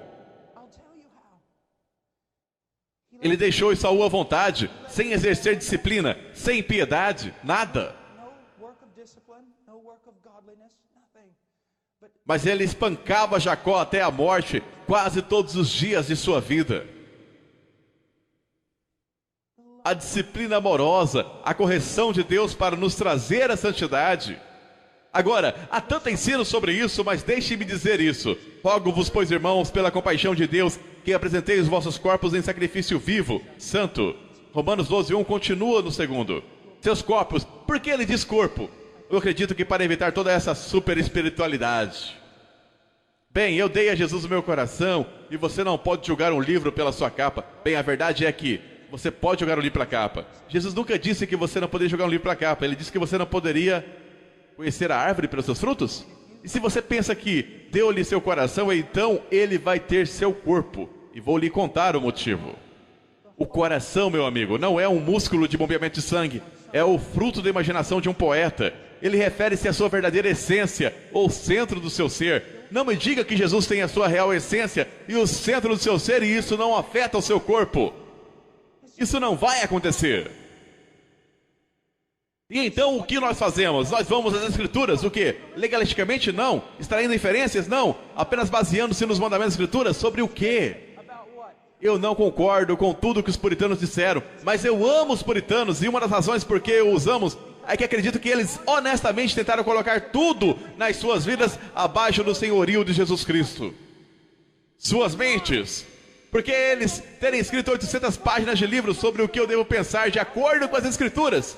O que não deve entrar na minha mente de acordo com as Escrituras. O que eu devo fazer com meus olhos.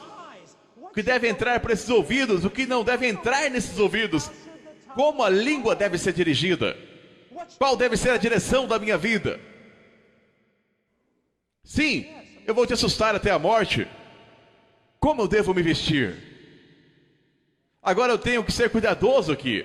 Eu não quero criar inferências. Meu querido amigo, minha esposa diz assim: se as roupas não são uma moldura para o seu rosto, pelo qual a glória de Cristo é manifestada, então é de Deus. Mas se suas roupas são uma moldura para seu corpo, é sensual e Deus odeia. Disse o bastante? Agora, eu posso falar tudo sobre santidade. A santidade não é apenas uma expressão exterior, mas nós nos tornamos um povo que usa a obra do interior do Espírito Santo como uma desculpa para dizer que nada vai acontecer pro lado de fora. E isso não é verdade. Alguns jovens dentre vocês clamam, provavelmente mais do que eu, para que o Espírito de Deus preencha-os e trabalhe em vocês. Mas é necessário apenas meia hora de televisão para entristecê-los de tal forma que ele estará a quilômetro de vocês.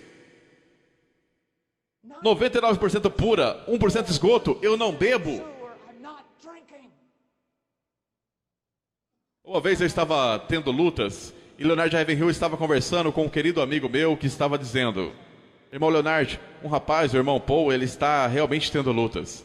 E ele mandou um folheto e eu ainda tenho aquele folheto. Eu nunca vou me desfazer daquilo. Ele dizia: outros podem, você não. Eu não necessariamente concordo com tudo. Escute-me, rapaz. Eu não vou a shoppings. Eu não vou, não porque sou mais santo do que você, é porque eu sei quem eu sou. Existe a história de um dos mais refinados e melhores violinistas da Europa, tocando em seu último concerto, um homem velho, e quando ele terminou, um rapaz andou até o violinista e disse: Senhor, eu daria a minha vida para tocar como você. E o velho homem disse: filho, eu dei a minha vida para tocar como eu. Eu quero o poder de Deus em minha vida, então algo tem que ser abandonado. Eu quero conhecê-lo, então uma separação deve acontecer. Deixe-me dizer uma coisa, jovem, todo mundo está andando por aí, todos seus pequenos retiros e encontros grupais e cantando cubaná e tudo mais. Talvez você tenha que ficar sozinho no deserto com Deus e jejuar por 7 dias de joelho e estudando o livro de Salmos. Apenas ficando a sós com Deus, pertencendo a Ele.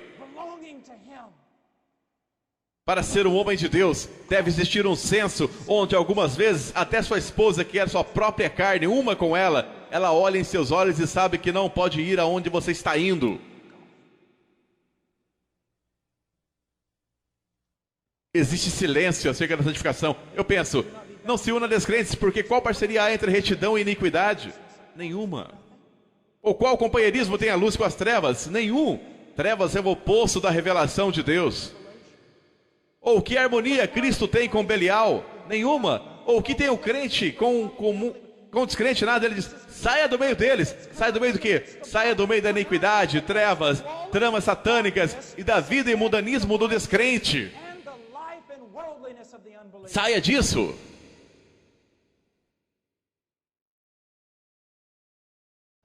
Eu tenho uma 10ª acusação e esta é muito importante para mim.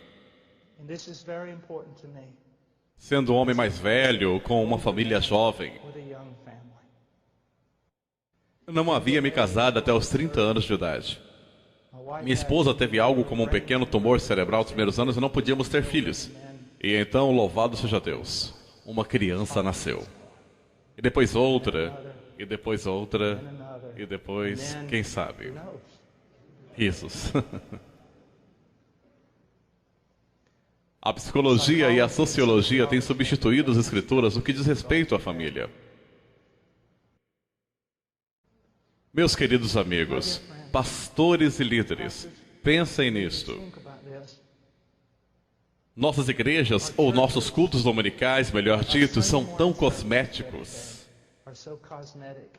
Apenas porque parece haver uma adoração bonita em um sermão que foi legal e as pessoas parecem movidas, isto não é evidência. Eu vou lhes dizer o que é evidência. A casa, os casamentos, as famílias. Juízes 17:6. Naqueles dias não havia rei em Israel, cada qual fazia o que achava direito aos seus olhos. Se eu converso com as pessoas, porque eu converso com várias, e encontro um homem de Deus que criou filhos reverentes a Deus, eu vou e me apego a ele.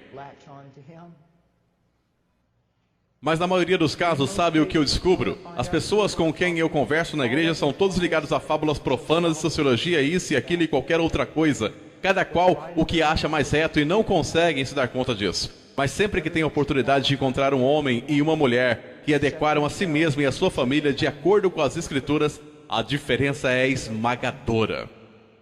Quando estou em um avião, adoro fazer isso. Homens sentam ao meu lado e depois começam. O que você faz? Ah, eu sou casado. E eles? Ah, o que mais você faz? Ah, eu sou o pai. E o que mais você faz? Bem, se tiver algum tempo livre, eu prego um pouco.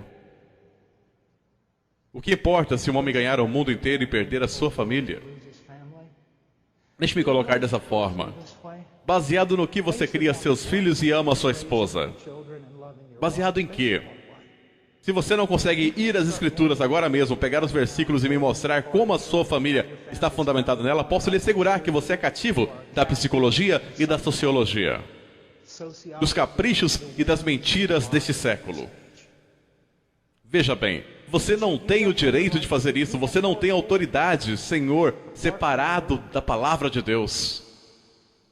Veja Gênesis 8:9, porque eu os escolhi para que ordene a seus filhos e a sua casa depois dele, a fim de que guardem o caminho do Senhor e pratiquem a justiça e o juízo, para que o Senhor faça vir sobre Abraão o que tem falado a seu respeito. Que maravilhoso! E preste atenção, Romanos capítulo 12, versículo 1 e 2. Bem, o versículo 2 nos conta que a vontade de Deus é perfeita. Então, sempre que lhe sobrevier a ideia, como um homem de Deus que estou sacrificando a minha família para o bem do ministério, vou lhe dizer que você é um mentiroso de cara lavada. Você está sacrificando a sua família pelo bem do pequeno reino que você está tentando construir. Porque a vontade de Deus é perfeita. Isso significa que eu não tenho que violar a vontade de Deus no que diz respeito à minha família, a fim de cumprir a vontade de Deus no que diz respeito ao meu ministério. Deus não precisa de você. Ele deseja sim que você seja obediente. Que você seja obediente. Só quero lhe dar 2 exemplos. É quando alguém me perguntou uma vez, irmão Paul, você é contra o evangelismo? Eu disse sim e não. Eu não sou contra o evangelismo bíblico, mas sou contra a forma com que você está evangelizando. Você é contra a escola dominical e grupo jovem? Sim e não. Quero lhe explicar uma coisa. Agora, por alguns de vocês, eu não vou ser suficiente. E para alguns, eu só quero usar essas 2 coisas para apontar o que está errado conosco. Escola bíblica dominical. Não importa de qual denominação você faz parte. Se você faz parte de alguma denominação que é de alguma forma organizada, posso lhe assegurar que suas denominações gastam milhões de dólares com material para a escola bíblica. Milhões de dólares com conferências, em ensinar professores a ensinarem na escola bíblica. Em fazer tudo o que está na regra para promover a escola bíblica. Isso é um fato. Deixe-me perguntar alguma coisa. Quanto dinheiro sua denominação gasta e quantas conferências e horas de trabalho são disponibilizadas para ensinar pais a ensinarem seus filhos? Então agora você percebeu, não é mesmo? Deus não tem um plano B, Ele tem um plano A. Se você evita o plano A, o plano B não funciona.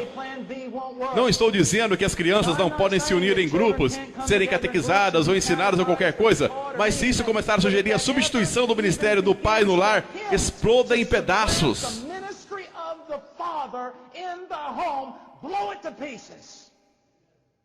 Entende o que estou dizendo? Olhe apenas para este pequeno exemplo. Tudo pela escola bíblica, tudo pela escola bíblica, mas há dificilmente uma conferência em todo o país para ensinar homens a educarem seus filhos. Na maioria das vezes, a escola bíblica não é nada mais do que entretenimento, pois o professor de escola bíblica não tem a autoridade para disciplinar seus filhos. E ainda que tivesse, não fariam, pois não acreditam nisso.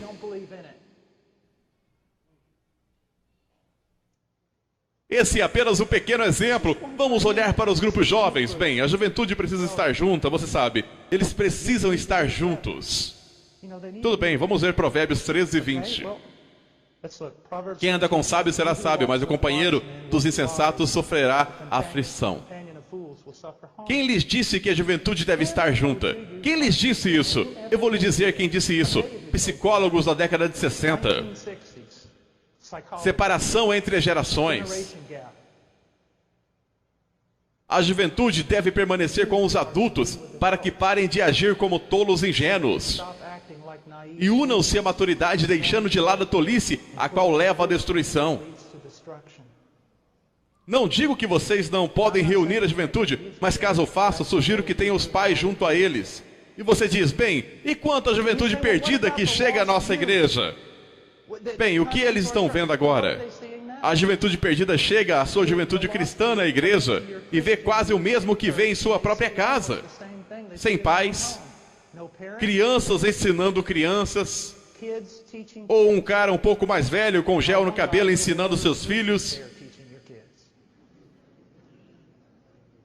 Mas o que aconteceria se a juventude perdida chegasse à sua igreja e eles vissem lá as crianças e a juventude em um relacionamento amável e maravilhoso coletivamente com seus pais?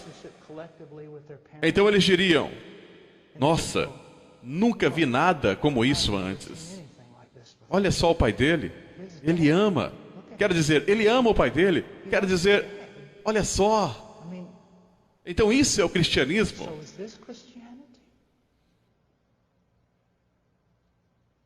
Veja, meu querido amigo, vamos dizer, eu não sou médico, mas um homem vem a mim com um sangramento na testa e diz, irmão Paul, já fui a todos os lugares e ninguém consegue diagnosticar o meu problema.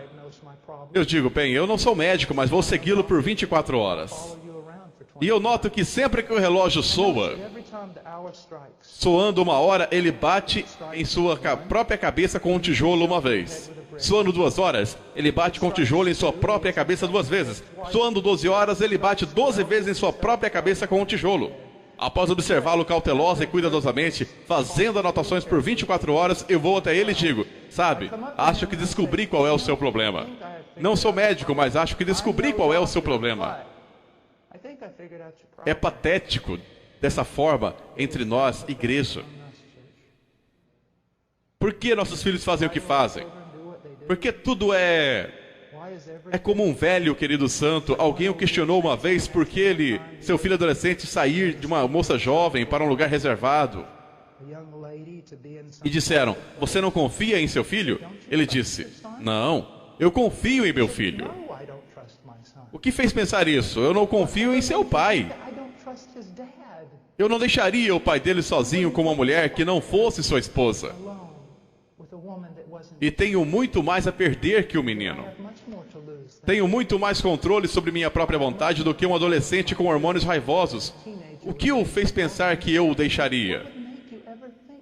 Nós violamos princípios bíblicos após princípios bíblicos, após princípios bíblicos. E depois imaginamos por que está tudo uma bagunça.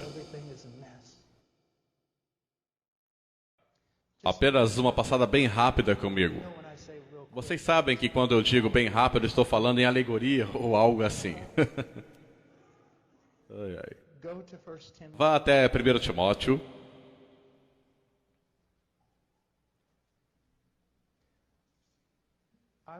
Há alguns meses atrás, eu estava ouvindo sobre todas as coisas horrendas que estavam acontecendo com nossa Não sei como vocês chamariam agora. República, democracia, país, realmente não tenho certeza.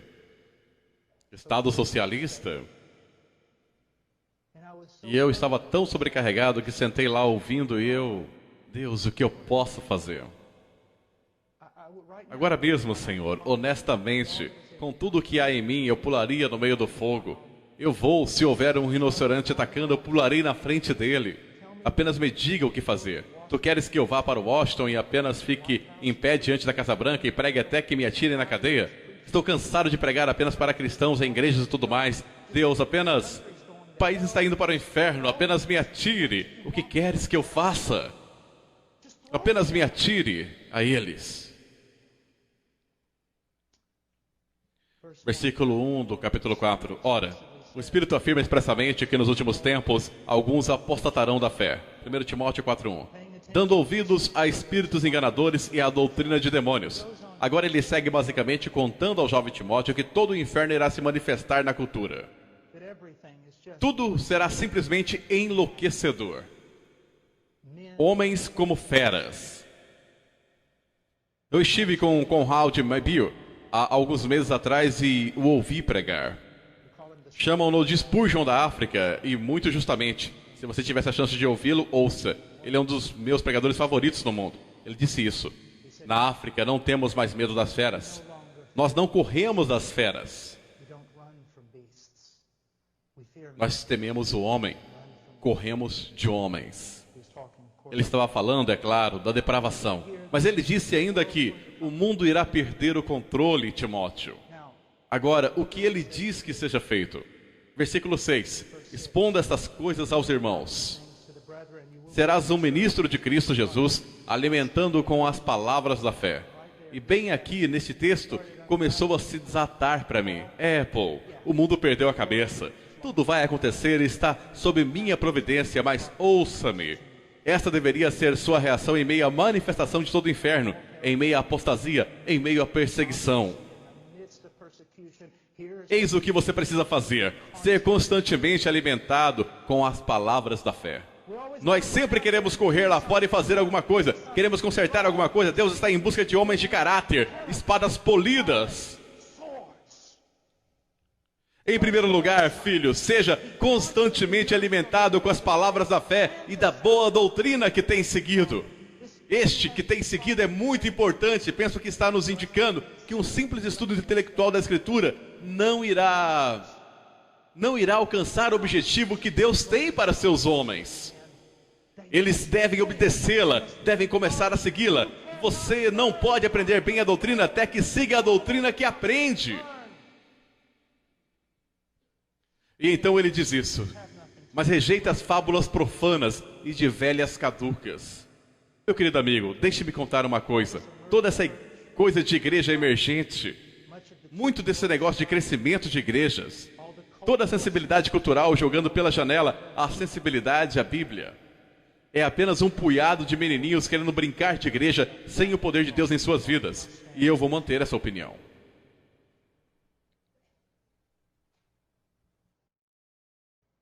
É um pouco menos que Davi tentando se ajustar à armadura de Saul. Pouco me importa. Quanto mais você confia no braço da carne, menos você verá o poder de Deus. Ele diz: exercita-te pessoalmente na piedade. 1 Timóteo 4:7. Homem de verdade, você quer avivamento? Eu também. Entretanto, nós precisamos de um exército. Se espadas poderosas, se espadas flamejantes, lanças, espadas e armamento cairão do céu para que nós lutemos, então precisamos ser o tipo de homens que possam arcar com tais coisas, manejá-las e lutar com elas com bom caráter. Devemos nos disciplinar pelo propósito da piedade. Jovens, disciplinem-se a orar. Disciplinem-se a leitura sistemática das Escrituras, de Gênesis a Apocalipse, diversas vezes. Diversas vezes. Disciplinem-se do seu discurso, disciplinem-se nas companhias que mantém, disciplinem-se no seu deitar e no seu levantar. Isso é uma guerra. Discipline-se. Jovens, posso lhe dizer uma coisa: a menos que você seja uma exceção, nascido na geração que você nasceu, se você tem menos de 30 anos de idade, aliás, até mesmo menos de 40, você provavelmente carece de disciplina, porque você nunca foi obrigado a trabalhar, você nunca teve que trabalhar por sua comida, e seus pais nunca o fizeram trabalhar tanto até seus ossos chorarem.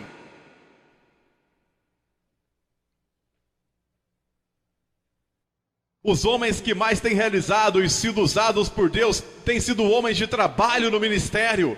Isso é duro e vai lhe custar tudo. Tudo, tudo. E assim que você for um homem velho, estará quebrado, mas forte nas coisas de Deus. Exercita-te pessoalmente na piedade, pois o exercício físico para pouco é proveitoso, mas a piedade para tudo é proveitosa, porque tem a promessa da vida, que agora é e daqui há de vir. Ah, meus queridos amigos, quem se importa com a vida melhor agora? Eternidade!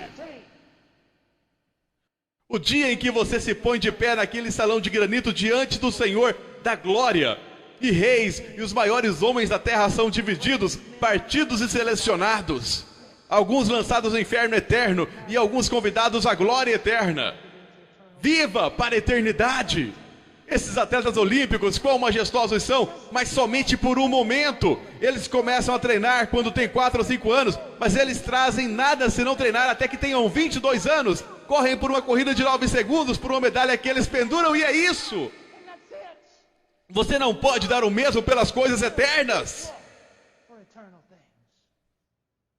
Alguns dos maiores homens de Deus são homens muito limitados em seus corpos. Foram tão limitados em suas capacidades que tiveram que focar em apenas uma coisa: o ministério. O exercício físico para pouco é proveitoso. Fiel é esta palavra e digna de inteira aceitação. Ora, é para que se fique labutamos e nos esforçamos sobremodo. Portanto, temos posto a nossa esperança no Deus vivo. Isso não é um martírio ao qual inutilmente damos nossas vidas por nada, apenas para sejamos pulverizados sem esperança. Não! Servimos a Deus e Deus nos honrará. Nós colocamos nossa esperança nisso e isso nos dá força. Força!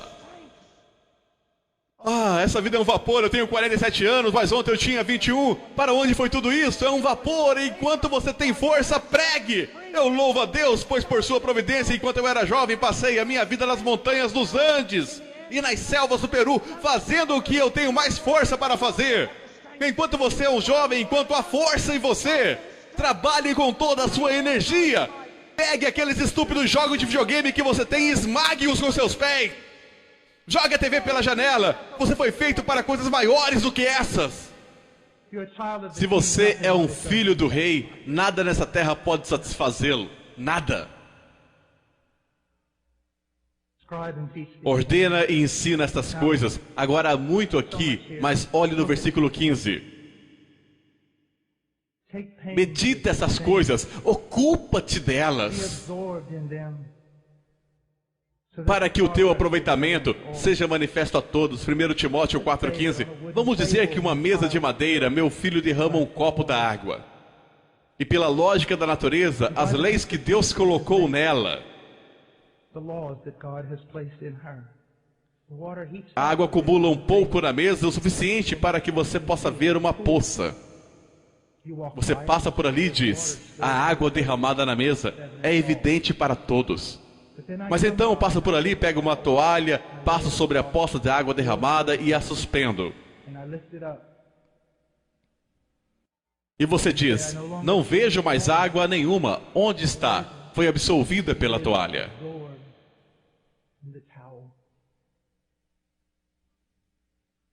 Homens, vocês devem estar absolvidos nessas coisas de piedade e caráter.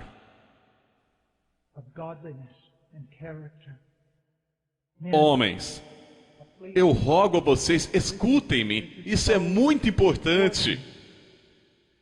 Vocês não são garotos de recado. Não é para vocês desperdiçarem seus dias limpando os narizes de crentes carnais. Dediquem-se aos seus estudos, bebam profundamente, Sejam tão absolvidos no conhecimento e na intimidade com Deus que as pessoas digam: onde ele está? Ele costumava ser um homem tão notável na cidade, um amigo de todos, uma figura. Onde ele está? Ele está ocupado nessas coisas.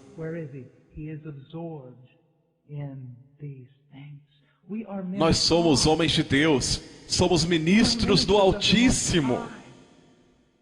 Deveria haver uma alteridade sobre nós. Deveríamos ter um olhar de contemplação em direção a um ganho distante. A maior coisa que podemos fazer pelo nosso povo é sermos homens de Deus, ocupados nas coisas de Deus, para que quando abrirmos nossas bocas, a palavra de Deus saia. Na igreja que frequento, Jeffrey Noblet é o pastor principal. Ele sempre se dedicou aos estudos, mas quando eu cheguei lá, conversei com ele, conversei com outros líderes. E sempre que alguém me perguntava alguma coisa, eu dizia: por favor, faça isso. Tomem o quanto puder do fardo do irmão Noblet e deixe que ele viva para o estudo com Deus.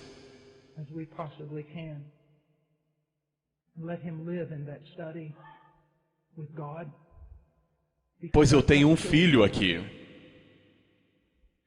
E o maior presente que aquele homem poderia me dar é estudar para se apresentar aprovado e vir ao púlpito no poder do Espírito Santo e proclamar: assim diz o Senhor, corrigindo e repreendendo, anunciando grandes promessas e advertências. Por favor, façam isso por mim. Pastor, por favor, faça isso pelo seu povo, porque ele diz: tem cuidado de ti mesmo e da doutrina. Continua nesses deveres, porque fazendo assim salvarás tanto a ti mesmo como aos teus ouvintes. Vamos acabar logo com isso. Esse versículo significa quase nada na comunidade evangélica hoje. Quantos pastores e pregadores você pensa que tomam isso seriamente? Eu preciso ter cuidado de mim mesmo para garantir a salvação para mim e para aqueles que me ouvem. Eu tenho uma pergunta, pastor. Quando foi a última vez que você examinou sua própria fé, a sua própria vida, para ver se você realmente está na fé? Para ver se você realmente o conhece? Veja, meu amigo, eu tenho grande certeza quando estudo minha própria conversão, quando a discuto com outros homens, quando olho para os 25 anos da minha peregrinação com Cristo, tenho grande certeza de o ter conhecido.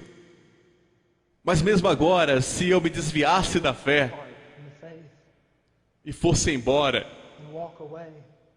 e continuasse naquela direção para a heresia e o mundanismo, essa poderia ser a maior das provas de que eu nunca o conheci, de que a coisa toda foi um trabalho da carne. Eu sei que eu estou dizendo, está sendo marcante para você. Você pensa: meu Deus, eu nunca ouvi tal coisa. Esse é o antigo caminho. Leia o Peregrino. Tem cuidado de ti mesmo e da doutrina. Persevera nessas coisas, porque fazendo isso, te salvarás tanto a ti mesmo como aos que te ouvem. Que Deus abençoe a sua igreja. Glória seja dada a Deus, Senhor. Obrigado pela oportunidade de fazer esse trabalho, Senhor.